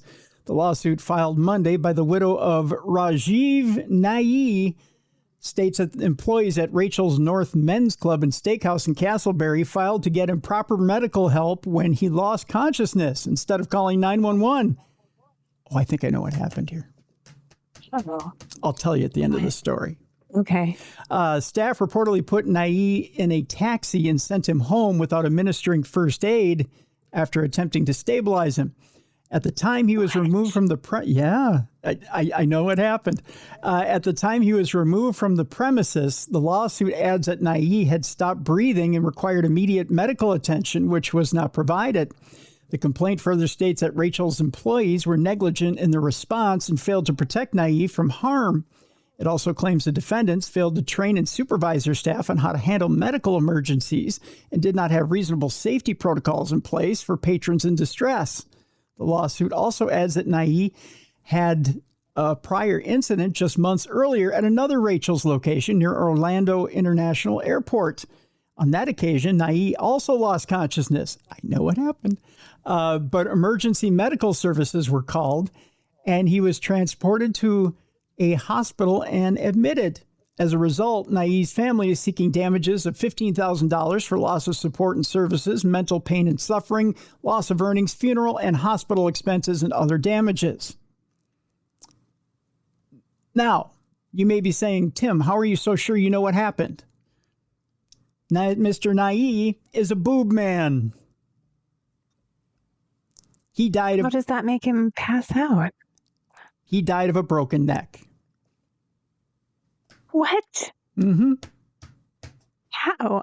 Logistically, you can't... Giant cans, and they do this thing when you get a stage dance from a woman with giant knockers, where they put you right in between them, and they boom, boom, boom, boom, boom, boom, boom, boom, boom. And what it does is it either concusses you if she's got silicone. It's like being hit between two bowling balls. Oh my gosh, why would you do that? Not once, but twice. He did it before and had to go to the hospital. Again. And then he did it again and died. Again, he's a boob man. Wow, I guess. Mm-hmm. I'm not sure it's worth it, but I'm not a boob man, so I don't know. He was addicted to the fake ones. Yep. He just crazy. The bigger the better. He just had to find out. It's called FAFO. Fuck around and find out. And he did. Oh no. I'm telling you. And with that, I think we need a palate cleanser. Yes, please. And this centers around the recent Winter Olympics that just ended. Oh, good. We've got a little Olympic action. But this is about the imperfect side of the Olympics, Jess. Because even though we saw a near perfect ending to the Olympics, our lady hockey team, gold medal, men's Olympic hockey team, first time in 46 years. Amazing game. Our hockey teams brought it home. We had figure skaters, gold medals. I think third highest gold medal or medal count for the U.S. Medal count in general for the U.S. It was not quite a perfect Olympics for some people. What happened? Well, I've got 3 quick stories for you. Ready? Mm-hmm. It was an imperfect Olympics for an Australian Olympic TV reporter who apologized, saying she had a drink before going live. Oh. We go to a prominent Australian television reporter who apologized last week after slurring her way through a live broadcast from the Winter Olympics in a clip that went viral. Channel 9's Danica Mason admitted she had a drink before delivering her sports update from the Italian Alps. She stumbled over several words, don't we all, and spoke about everything from the price of coffee in Italy to iguanas in the United States, leaving her co-hosts in the studio bemused. One of them attempted to explain away her condition by claiming it was difficult to speak when reporting from cold climates. Right. I just want to take a moment, she said, if that's okay, just to apologize, Mason said at the end of her update on Thursday. I also want to thank everyone who has reached out. I'm just a little bit embarrassed. I totally misjudged the situation. I shouldn't have had a drink, and especially in these conditions. It's cold, and we got altitude, and not having had dinner probably didn't help as well. But I want to take full responsibility. It's not the standard that I set for myself, she said. By the way, her studio host stepped up for her, Carl Stefanovich stepped up for her, also a high-profile personality. He responded by saying, "Don't worry about it. Let's move on. You're a legend." Look at that. That's what a good co-host will do. That's right. You're a legend. You're a legend. Second story. one of the high-profile hosts of the Olympics on NBC had a little snafu behind the scenes. Our buddy Snoop Dogg. Yeah. He went out to dinner, and his credit card was declined when he went to pay. So he repaid a Milan restaurant in an unusual way. Snoop Dogg's credit card was declined during dinner at a restaurant in Italy. So he repaid the owners with 5 free tickets to a much anticipated 2026 Winter Olympics snowboarding final. Grazie, Snoop. Sofia Valmadre, who's the daughter of the restaurant's owners, said in a video posted on X. The 54-year-old hip-hop legend who was in Milan Cortina working as a correspondent for the Olympic Games ordered a cheeseburger, chicken wings, chicken nuggets, and french fries at the gastropub Cronox, by the way, in Livigno, according to Valmadre. When it came time to pay, however, credit card doesn't go through, causing an embarrassing moment for the rapper. Instead of getting irked, the restaurant owners told him, "Don't worry about paying. We'll give you the food for free. You're Snoop Dogg, right?" Yeah. Well, he sent his staff to take the card and pay it, but they couldn't pay it. He said, "I don't know why," or Valmadre said, "I don't know why it wasn't going. So my mother told him it was okay to take the food without paying." After the money mishap, Snoop repaid the family-run eatery, known for tourist-friendly late-night pizzas and salads, with far more than just the cost of the grub.